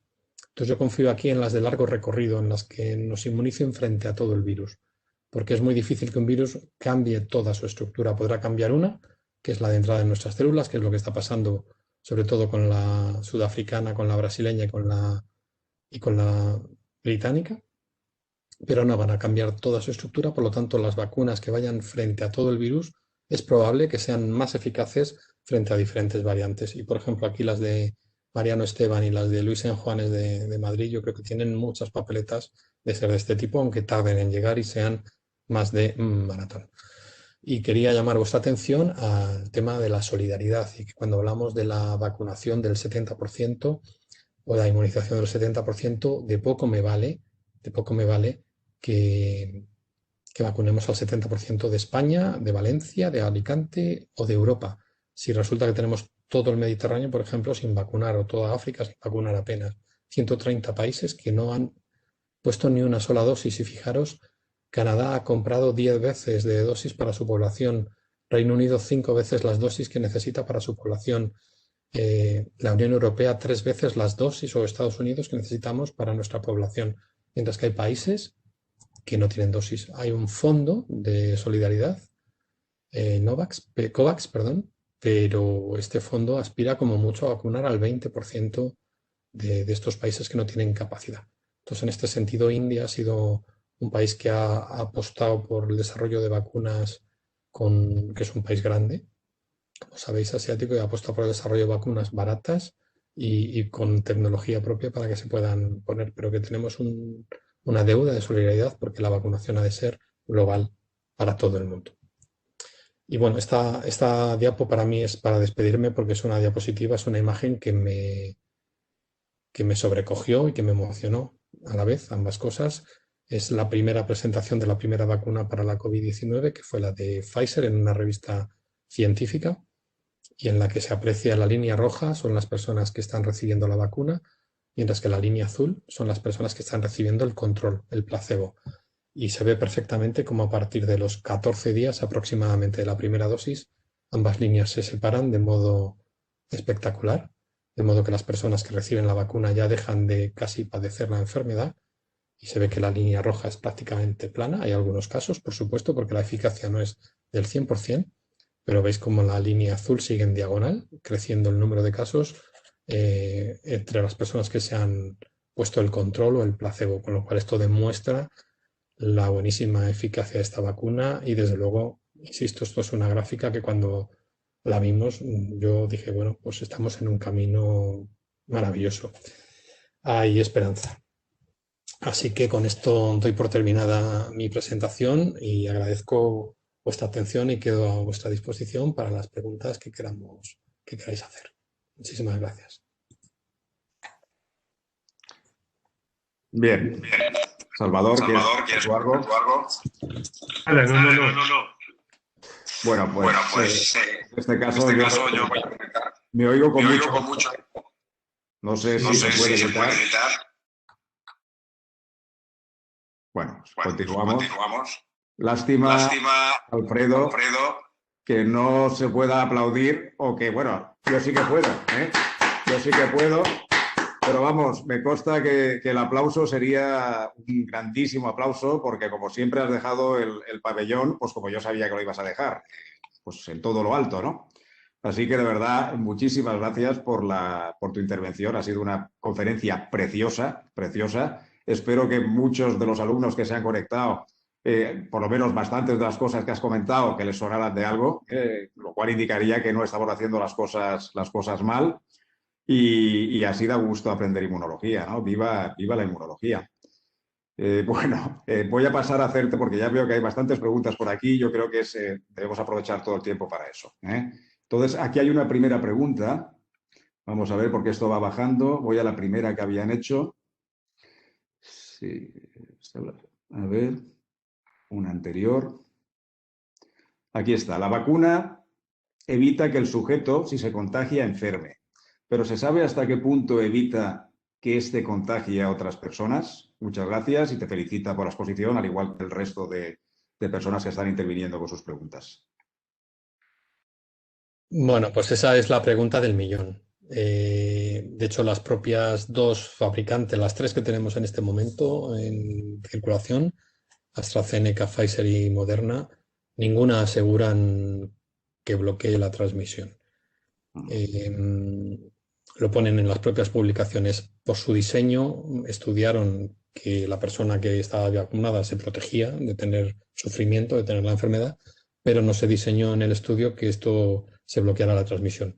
Parece que se va a reducir bastante. Un poquito de inmunología que sepamos, sabemos que si el sistema inmune protege va a reducir bastante la transmisión, pero al cero parece ser que no, hasta que tengamos vacunas que nos aseguren inmunidad fuerte en las mucosas. Y bueno, probablemente esto llegue cuando nos vacunemos por vía mucosa, pero bueno, están estas empresas también estudiando. Ahora realmente esto no podemos en este momento asegurar, esto significa que no podemos bajar la guardia y a pesar de estar vacunados no podemos estar dando besos, abrazos y quitándonos la mascarilla, que por ahí yo sé que van algunas preguntas. Vale, bueno, tenía dos preguntas similares en la misma línea. Una de ellas la hace un compañero nuestro, profesor de microbiología, Fernando, que preguntaba un poco la explicación inmunológica que tendría el hecho precisamente ese, ¿no? De por qué podemos seguir contagiando a otras personas pese a estar vacunados, ¿no? Porque la vía respiratoria es sobre todo por la entrada por vía respiratoria. Yo estoy vacunado, pero para que me entienda todo el mundo no voy a tener un preservativo. O sea, no soy impermeable. Estoy en contacto con el virus y lo respiro. Entonces, para que bloqueara desde el minuto cero el acceso al virus, tendría que tener anticuerpos en la vía respiratoria. Y bueno, pues esto no se consigue siempre con la vacunación intramuscular. En cambio, con una vacunación aérea, por vía oral o por vía intranasal, probablemente se conseguiría de un modo más fuerte. Vale, no paran de entrar preguntas. Si me salto alguna, disculpadme, porque es que cada vez que hacéis una pregunta, me salta la última y entonces tengo que remontar hacia atrás para poder ver el resto. A ver. Bien, por aquí hay una que dice... Enhorabuena por la presentación. Mi pregunta es en relación con las personas inmunodeprimidas o con enfermedades autoinmunes. ¿Habría alguna vacuna de las actualmente disponibles aptas para estos pacientes? ¿Y qué riesgo implicaría su uso? Muchas gracias. A ver, en ninguna de estas vacunas que están en circulación se han hecho estudios en personas con enfermedad. Se han hecho todos los ensayos, aunque sean decenas de miles de voluntarios, en personas sanas. Entonces hay que actuar en función del conocimiento que tenemos en cada caso. Para inmunodeprimidos, ¿cuál es el problema? Que puedan no responder. Porque están inmunodeprimidos, como dice la palabra, o bien porque tengan una enfermedad del sistema inmunitario, o bien porque están con una enfermedad autoinmune y están con un tratamiento inmunosupresor, con un fármaco que nos baja las defensas. Entonces, en ambos casos está indicada la vacunación con estos 3 tipos de vacunas, porque ninguno va a producir una infección real. No estamos hablando de un virus atenuado o inactivado, no. Son o bien el RNA o bien el adenovirus. Entonces, estas estarían indicadas. Se ha recomendado en este momento, con bastante acierto en mi criterio, que se vayan a las de mayor eficacia, puesto que son personas que sus defensas no van muy bien, pues vamos a asegurar que vayan lo mejor posible. Entonces, se han recomendado en este caso las de RNA. Importante, en los que están con algún tratamiento de anticuerpos o de inmunosupresores, que busquen sus médicos el momento preciso de darles entre ciclos la vacunación. Y también importante que las personas con enfermedades autoinmunes no se vacunen en el momento que tienen un brote, porque un brote autoinmune puede producir un aumento de inmunoglobulinas y la vacunación va a producir un aumento de inmunoglobulinas y no debemos sumar estos 2 eventos simultáneamente. Entonces, simplemente por sus médicos controlar esto para vacunarles en el momento mejor, fuera de brote y entre ciclos. Uh-huh. Otra pregunta. La respuesta inmunitaria es menor en personas. Pregunta.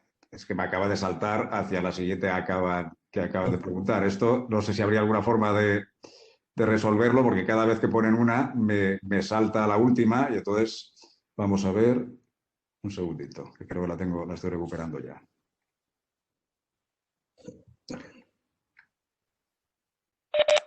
¿La tienes? A ver. Creo que era Nuria Pascual, creo que decía la preguntaba. José Miguel, sí, creo que era Nuria. Sí. Nuria Pascual. Sí, decía, la respuesta inmune... Eso Sí, vale. La respuesta inmune es menor en personas mayores. Eso es. Soy enfermera y vamos a empezar a vacunar a los mayores de 90 años. Según los protocolos que tenemos, aunque hayan pasado el COVID, los debemos vacunar porque su respuesta inmune es menor. ¿Es cierto? Bueno, eso es una pregunta envenenada. Efectivamente, aquí se están juntando 2 conceptos importantes. Las personas mayores, su sistema inmunitario envejece, y esto lo llamamos inmunosenescencia, igual que perdemos funcionalidad en otros tejidos, nuestras defensas también van perdiendo con la edad, y eso es una cuestión. Y otra cuestión es que la vacuna, os he dicho, era un simulacro de la infección natural. Entonces, si yo he pasado la infección natural y me he quedado con memoria, me he quedado inmunizado, ¿para qué me tengo que vacunar? Entonces, ¿cómo juntamos estas 2 cosas? Yo llevo además muchas semanas abogando porque a las personas que han pasado la infección no se les vacune, al menos a los menores de 80 años, porque estamos en un momento de mucha escasez de dosis. Si hubiera dosis para todo el mundo, no está contraindicado. Cuidado, personas que han pasado la infección recientemente y han hecho muchos anticuerpos y ahora les ponemos la vacuna, pueden hacer reacciones adversas mucho más intensas. Y está pasando, no hay necesidad. Se ha puesto todo el mundo a vacunar como loco, hubieras pasado o no la infección. Si la has pasado, no hace falta vacunarte en este momento, deja pasar por lo menos medio año, que tus defensas naturales como mínimo van a durar medio año. Y ya Francia, de hecho, ha dado un paso más y ha dicho, vale, pues a los que han pasado la infección solo les ponemos una dosis, no les ponemos las 2. Es que no hay necesidad y no tenemos vacunas para todo el mundo. Entonces, ¿qué pasa? Con personas mayores de 80 años igual no hay que jugársela tanto. Y si pasaron la enfermedad, pues por lo menos ponerles una de recuerdo, yo sí que lo haría. Pero siempre está la opción de que su médico les mire los anticuerpos y si tiene anticuerpos la deja mejor para dentro de un mes. Quiero decir, aquí no hay que hacer un criterio general, hay que aplicar el conocimiento que tenemos. El sistema inmunitario ha funcionado y ha producido anticuerpos, pues dejemos a la persona descansar un poquito y le hacemos un recuerdo dentro de unos meses, no pasa nada. No te imaginas cómo me alegra esta última respuesta a la pregunta que te han hecho. No te imaginas hasta qué punto me alegra, no puedo estar más de acuerdo contigo en todos y cada uno de los comentarios que has hecho al respecto. Otra pregunta. ¿Podrías explicar por qué se suelen producir efectos secundarios en algunos casos tras la administración de las vacunas? ¿Qué explicación biológica se puede dar para entender estos casos? Bueno, como hemos dicho, la vacunación es un simulacro que evita lo peor de la infección, pero produce algunos de los efectos de la infección. Produce fiebre en algunos casos, produce dolor, donde me han inyectado. Esto simplemente es por el tema de la inyección. Así que el hecho de que aparezcan efectos secundarios es, no digo que es bueno, no digo que es bueno porque es incómodo, pero es representativo de que está produciéndose una respuesta inmunitaria. La fiebre, todo el mundo le tiene un miedo, ¿no? La fiebre significa que el sistema inmunitario está funcionando. Nuestras defensas, cuando están contestando a una infección, mandan señales al cerebro y el cerebro aumenta la temperatura del cuerpo como defensa. Bien, es verdad que esto hasta un límite, en pasado un límite, pues ya puede ser un problema, pero una respuesta de fiebre es una respuesta sana, es una respuesta de que tenemos defensas, así que es normal que haya una cierta reacción.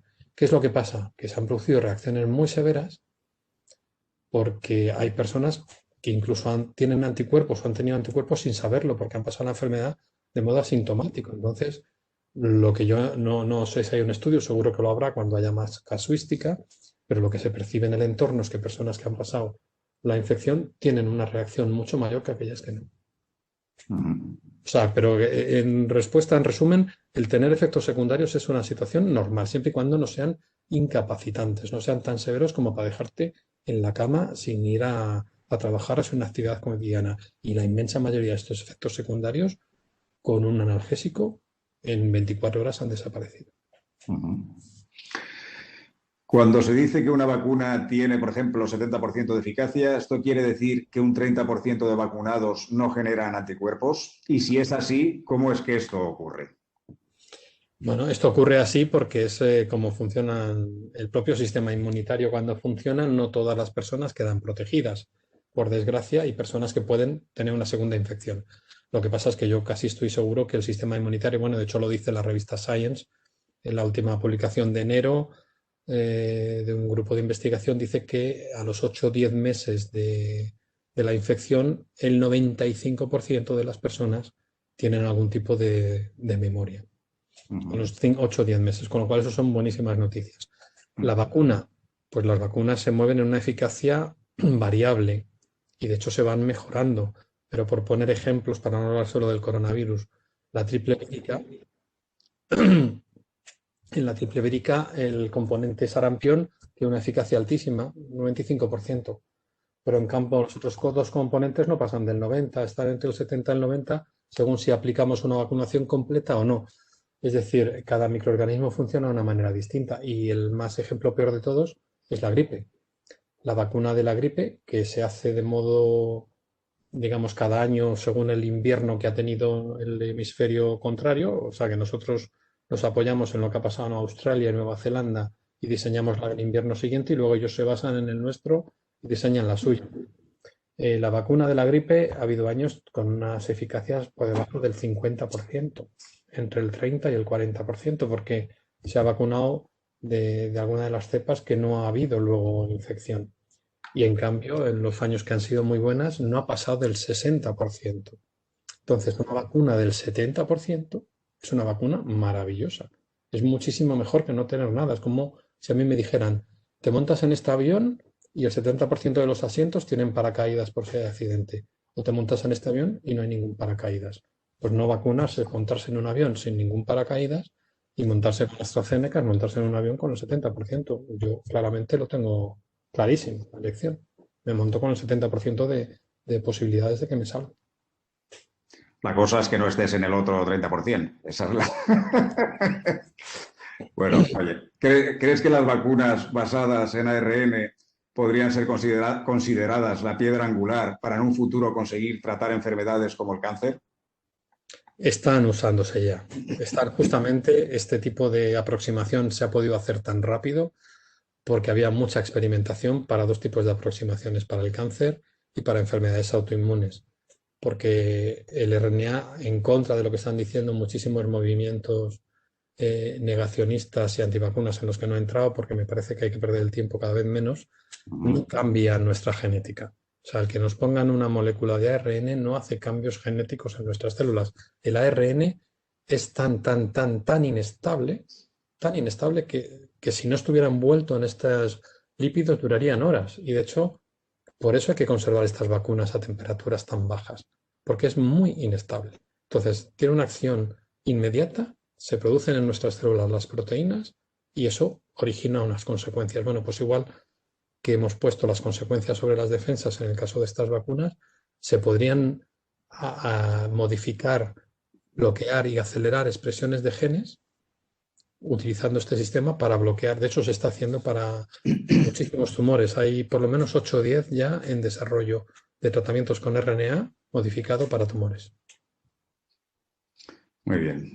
Otra pregunta. Hablando de colores, ¿por qué solo de los 4 colores que has enseñado solo actúa la vacuna sobre el rojo y no sobre el azul, verde y amarillo?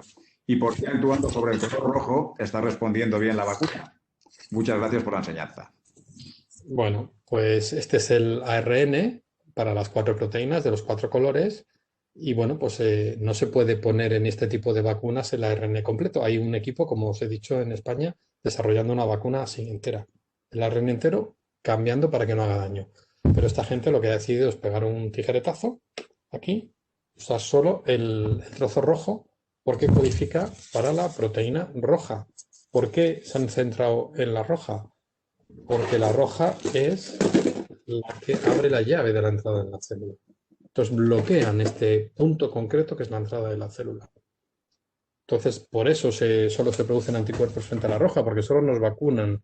Esto pasa en otras vacunas, no se nos vacuna en todos los casos de los virus completos, se nos vacunan de trocitos, porque este es el trocito más relevante, el que hace que se abra nuestra célula para la infección.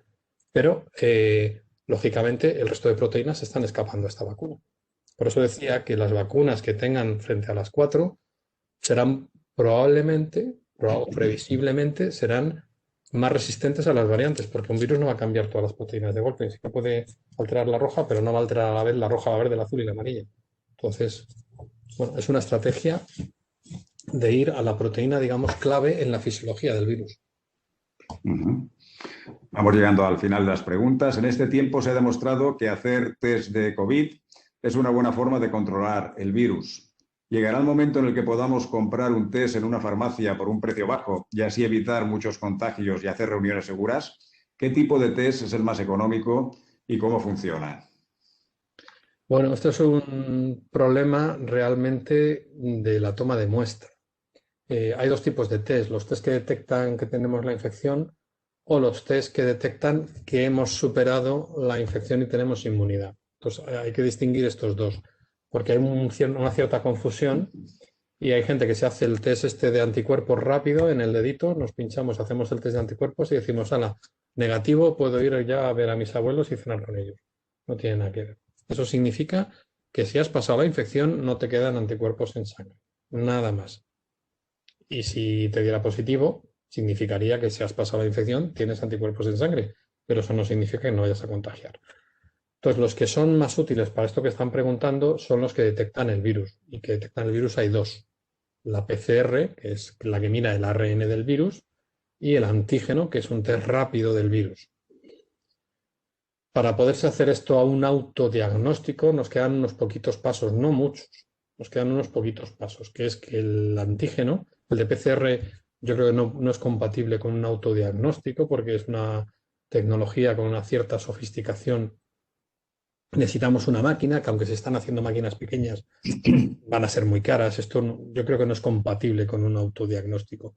Pero sí que podría llegar el momento que fuera autodiagnóstico el antígeno. Y lo único que no tendría que ser con estos bastoncillos que se hacen hoy en día a la toma de muestra, que nos introducen por la nariz o por la boca, porque eso es muy molesto y hacérselo uno a sí mismo se puede hacer, pero es difícil.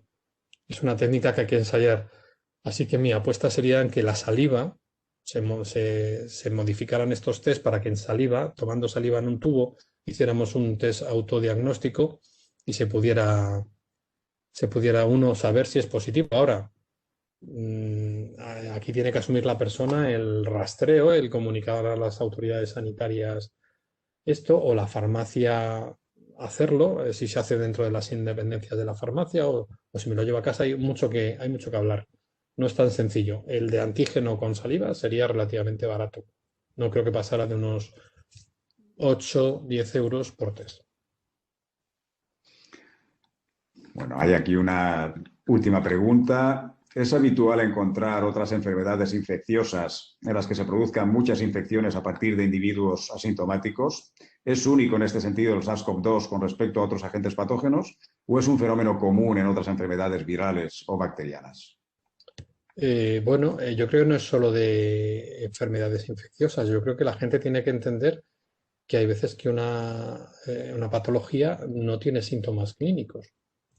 Por ejemplo, y me voy a un problema del sistema inmunitario, puesto que somos inmunólogos tú y yo, hay una enfermedad muy común, que es que nos falte un anticuerpo en sangre, y hay personas que nacen, mueren sin enterarse. Tienen una patología genética, porque la tienen, pero son toda la vida asintomáticas. Es que también hay una creencia de que esto del asintomático nos lo hemos inventado para la COVID, ¿no? Esto existe desde que se conocen las patologías. Tienes un defecto, pero otros elementos de tu organismo, digamos, que suplen ese defecto.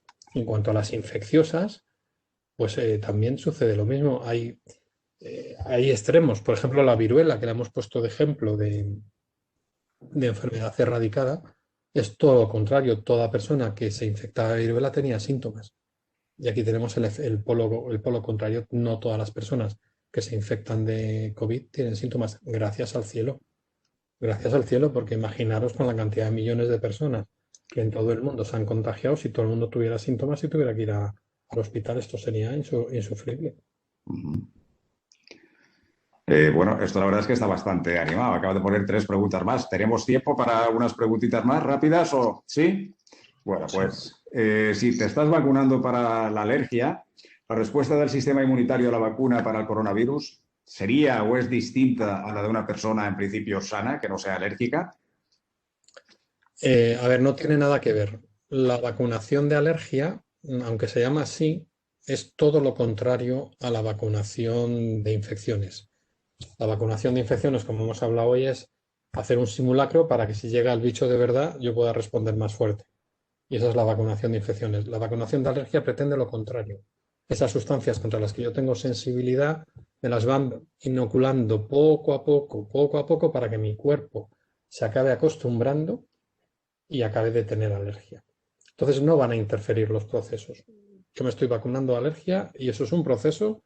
Imagínate que yo tengo alergia, que de hecho la tengo al polen del olivo o al polen de las gramíneas, pues que además llevo ya como 4 años vacunándome, todos me dan polen de gramíneas a pocas dosis para que yo lo vaya controlando y cuando llegue la polinización no tenga una reacción fuerte. Eso no es incompatible con vacunarme del coronavirus. Lo que sí sería incompatible, y ha habido aquí mucho lío, con las reacciones alérgicas a las vacunas.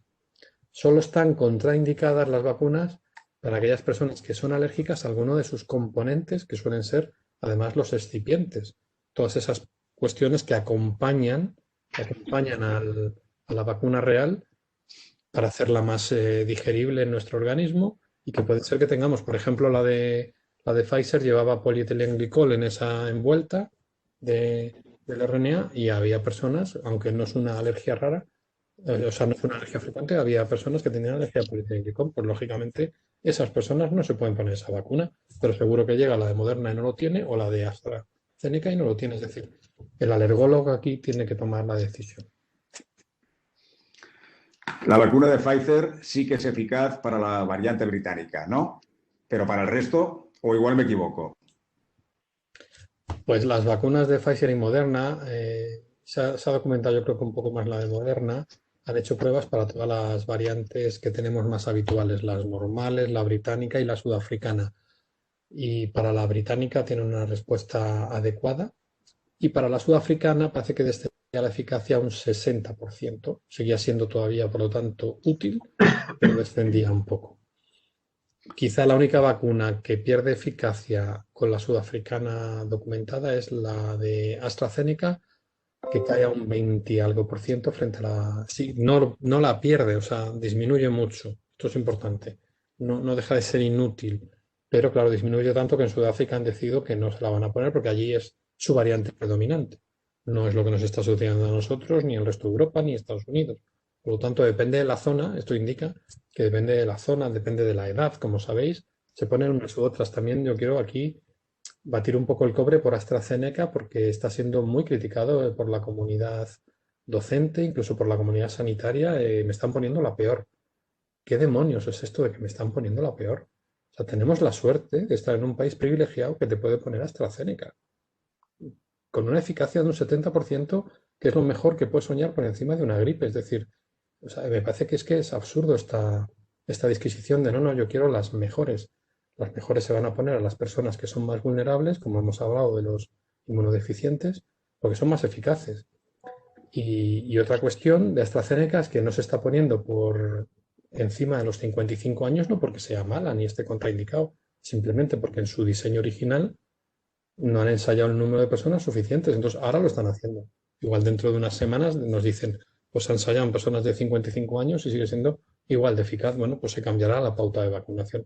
Es decir, que el hecho de que se está retransmitiendo la ciencia en directo a veces también va en contra de la propia ciencia porque la gente se cree que sabe ya ciencia y toma decisiones de este tipo. Es Bueno, verdad lo que comentó un cargo sanitario de Estados Unidos que afirmaba que las personas asintomáticas eran menos contagiosas. de esto hay algunos estudios, aunque esto es muy difícil. Son los que llaman los supercontagiadores. Hay personas asintomáticas supercontagiadoras, es decir, esto va en contra de lo que acaba de decir este alto cargo de Estados Unidos. Y luego están los eventos de supercontagio.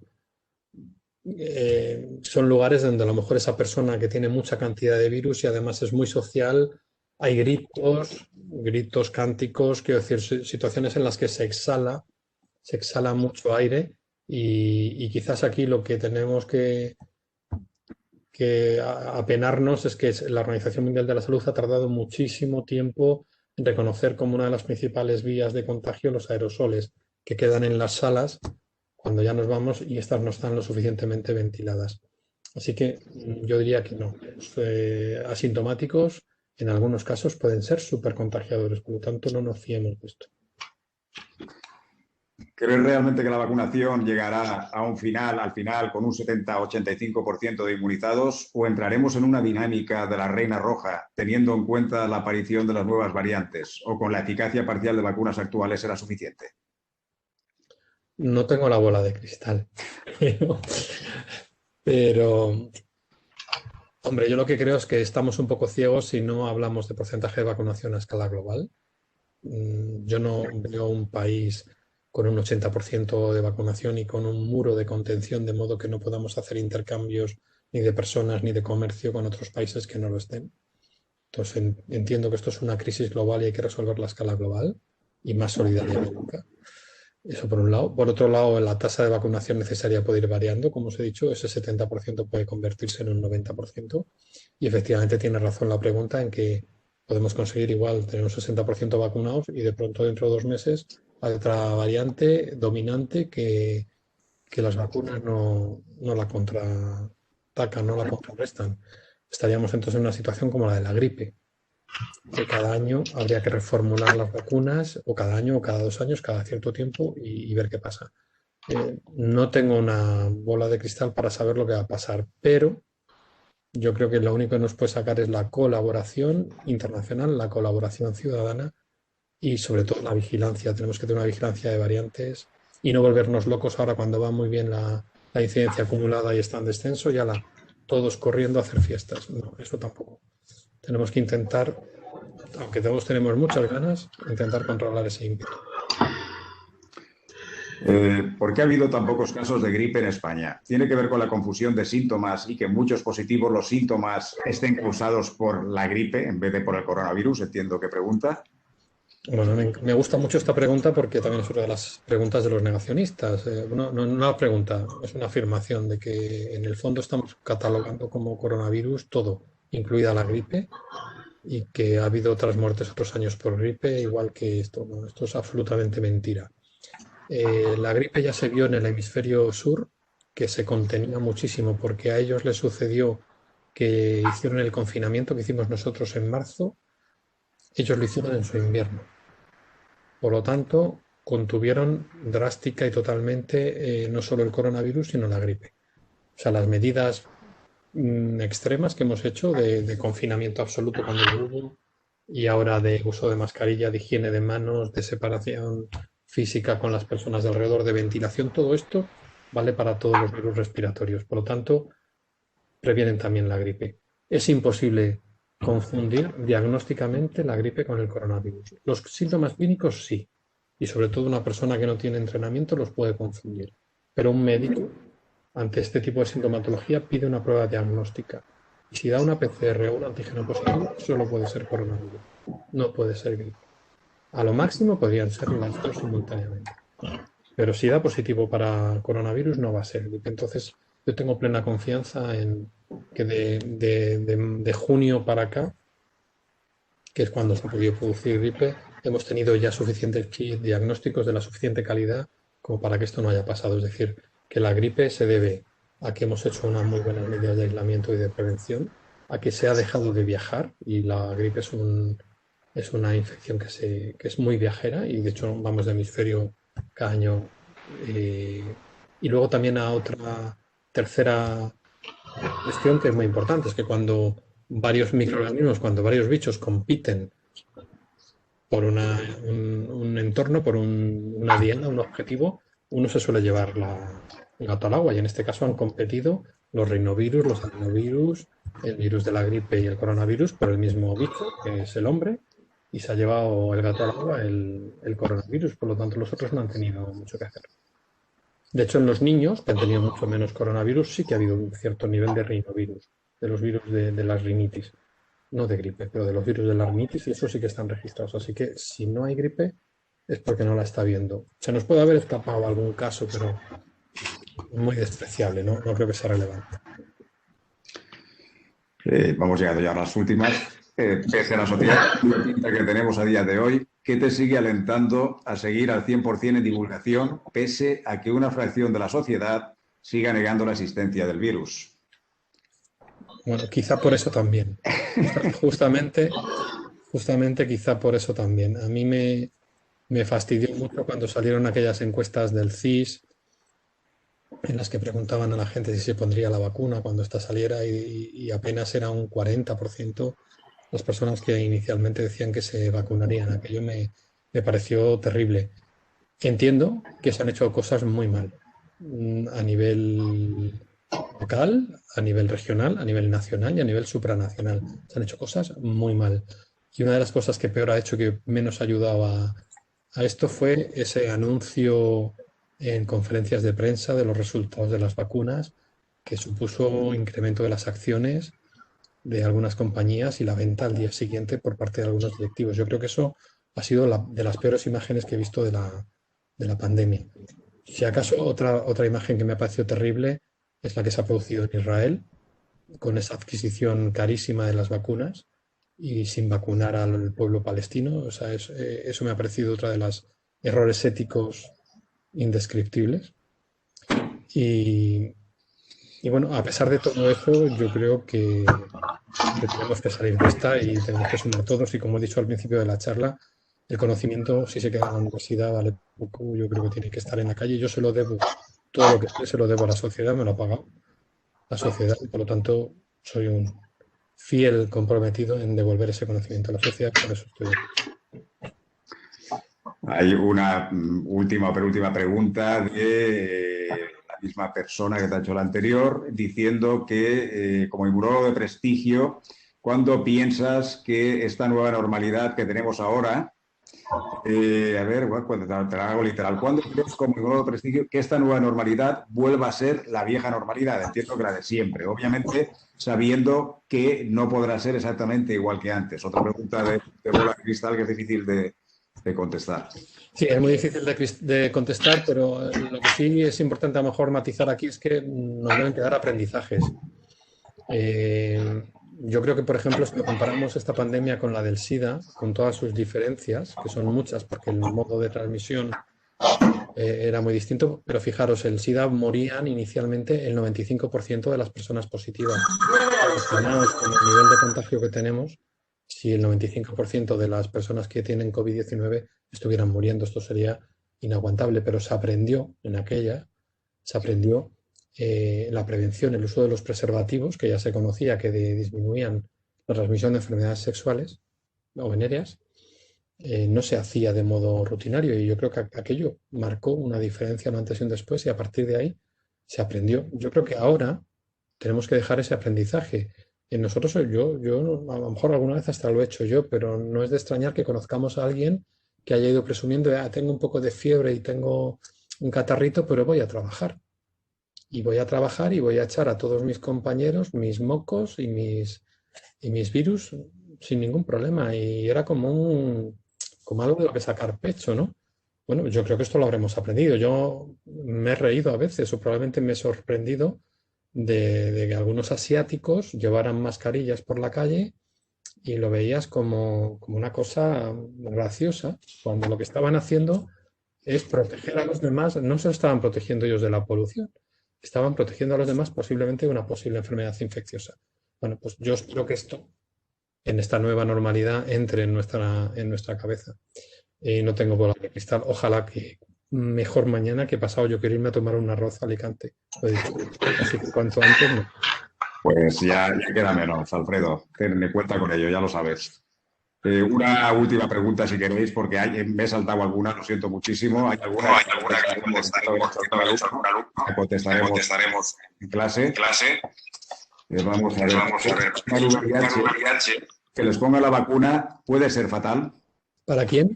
Para las personas VIH positivas. No, todo lo contrario. Justamente las personas VIH positivas entrarían entre las personas con una posible inmunosupresión.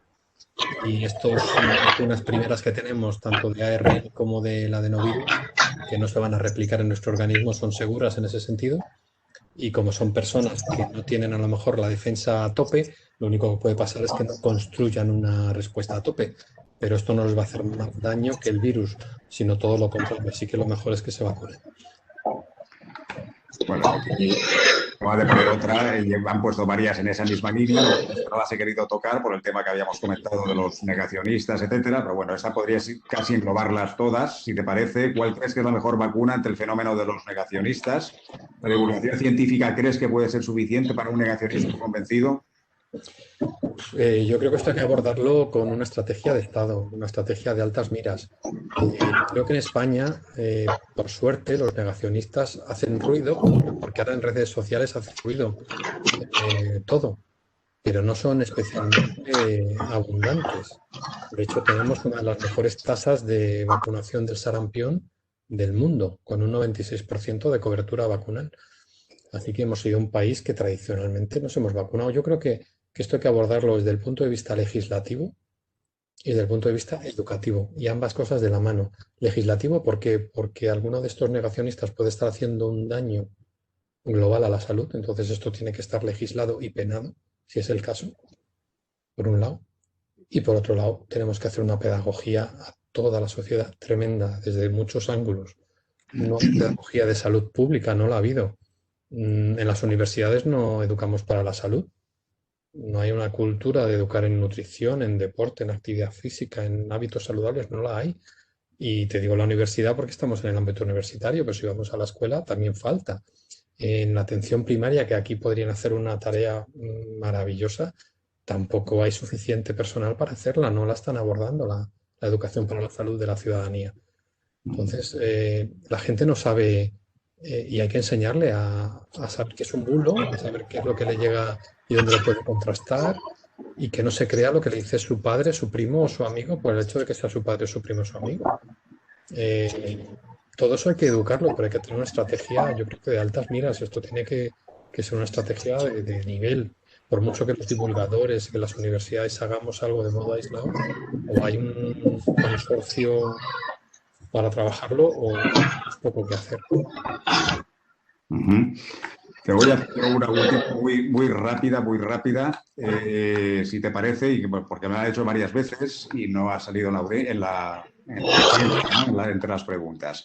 las vacunas de ARN, ¿piensas que puede dar algún falso positivo? Algún falso, me refiero positivo en cuanto a la infección del COVID, sobre todo particularmente con el test de antígenos. Porque, bueno, el test de la PCR es más complicado porque el RNA se va a degradar rápidamente al entrar en la circulación si es que se reabsorbe, que imaginamos que sí, pero se va a eliminar fácilmente, pero lo otro son proteínas lo que detecta, ¿no? Entonces esas proteínas a lo mejor podrían pasar a sangre, llegar a las vías respiratorias.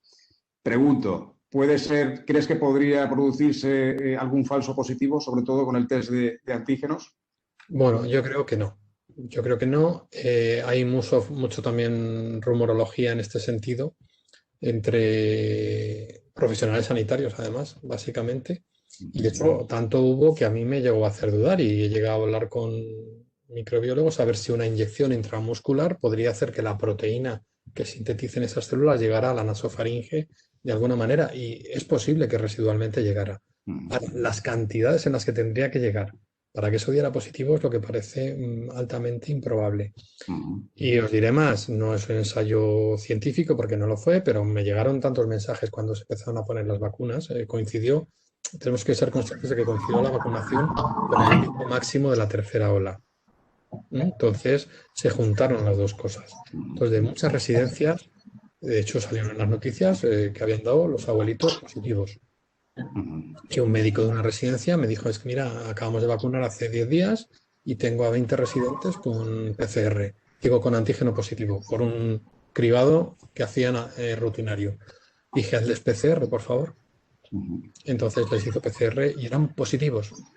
Quiero decir que si hay antígeno es porque hay virus creciendo. Y si crea lo contrario, se está equivocando toda la Organización Mundial de la Salud, la Asociación de Asociaciones Científicas Españolas de Medicina se han posicionado diciendo que el test de antígeno y el test PCR no pueden dar positivo por la vacunación, solo dan positivo por la infección. Muy bien, pues perdona. Okay. Bueno, lo único que sí quería decirte, profesor Corel, primero un agradecimiento profundo porque había generado muchas expectativas, pero la verdad es que las he superado totalmente. Yo la verdad me he quedado sorprendido. Bueno, la clase maravillosa. Yo no soy de formación biológica, pero la verdad que me he quedado sorprendido. La otra cuestión importante es porque en todo el trasfondo de lo que has contado, aparte de unos aspectos de tipo más o menos pues, biológico, tecnológico, etcétera, etcétera, hay una cuestión importante que es el tema de, siempre subyace el tema de la ética, del aprendizaje, de la educación, y a mí esto me parece importante. Es lo que es ser maestro en el sentido maestro de la vida. Yo te lo agradezco profundamente. Seguiremos contando contigo si nos dejas. Seguro que José Miguel hará de buen embajador y la verdad que a mí me parece muy bien, me parece estupendo, me parece muy bien, muy bien. Y sobre todo, bueno, hay más que ver la gente que hemos tenido. Hemos superado los 200 en todo momento y la verdad es que una cosa, la gente ahora porque ya la han llamado a cenar y hay 150. Si no, seguiríamos aquí a las 3 de la mañana. Y el arroz sigue en pie. Se nos ha caído el chat, se nos ha caído el WhatsApp desde los móviles, me trasladaban preguntas, me trasladaban todo inquietudes. La verdad, yo también me sumo a las palabras de Salvador porque ha sido una conferencia didáctica, excelente, aclaratoria, esperanzadora. Y se agradece mucho. Gracias, José Miguel, también, porque has hecho has sido un moderador que ha dado un juego extraordinario a todas las preguntas que se iban haciendo, que eran muchas, ¿no? Y ha habido más de 230 personas conectadas y gente que me consta que al final no se han descargado el Cisco Webes y no han podido entrar. Así es que todo nuestro agradecimiento porque ha sido excelente, ¿no? Y el objetivo se ha cumplido de divulgar el conocimiento y la ciencia en estos momentos que tanta falta nos hacen. Creo que Jorge acababa de entrar por ahí y no sé si quería añadir algo, que es también el director de la sede, se ha sumado al final y seguro que tendrá algo que decir y luego despediremos a nuestra rectora, que todavía estará por ahí también. Muchísimas gracias. Pido disculpas porque habían 2 actos en la sede a la misma hora y yo tenía que estar en el otro. Es un ciclo precisamente sobre gastronomía y cine que hemos inaugurado hoy en la sede y que ha venido también en relación a lo que comentaba nuestro ponente Alfredo, al que felicito de verdad. El poco rato que he podido estar he disfrutado por aquello de la educación, ¿no? Educación en aspectos médicos, pero también en nutrición. Y bueno, pues también desde la sede intentamos poner nuestro granito de arena en ese sentido. Felicitarte, Alfredo, por la conferencia, agradecerte la presencia en el aula de la ciencia y de la técnica de la sede. Felicitar también a José Miguel porque ha hecho una labor de coordinación, de resumen de todas las preguntas que iban llegando, magnífica. José Miguel, enhorabuena también por vuestra labor. Y nada, esto tiene que seguir y hasta la próxima conferencia del Aula de la Ciencia y la Tecnología. Y, por supuesto, agradecer la presencia de nuestra rectora, en primer lugar, y de todos los vicerrectores, cargos de la universidad, que también, junto a los asistentes, han estado acompañándonos esta tarde. Gracias. Efectivamente.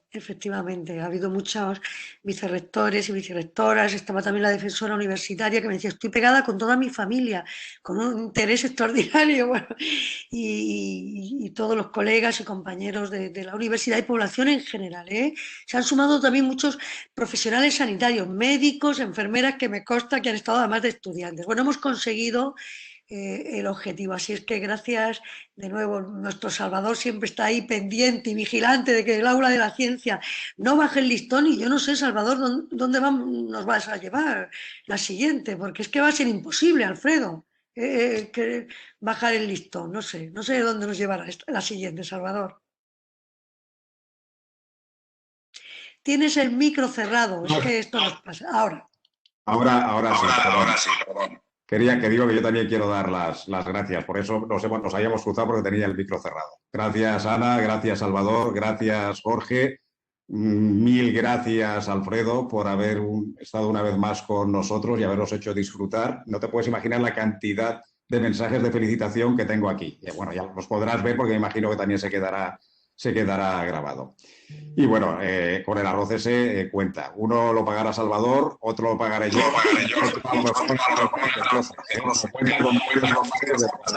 Igual podemos hacer algo. Bueno, y ahora ya que la tenemos con nosotros, le damos la palabra a la rectora, porque además conoce al ponente y si quiere, pues dedicaros algunas palabras. Amparo, ¿estás ahí?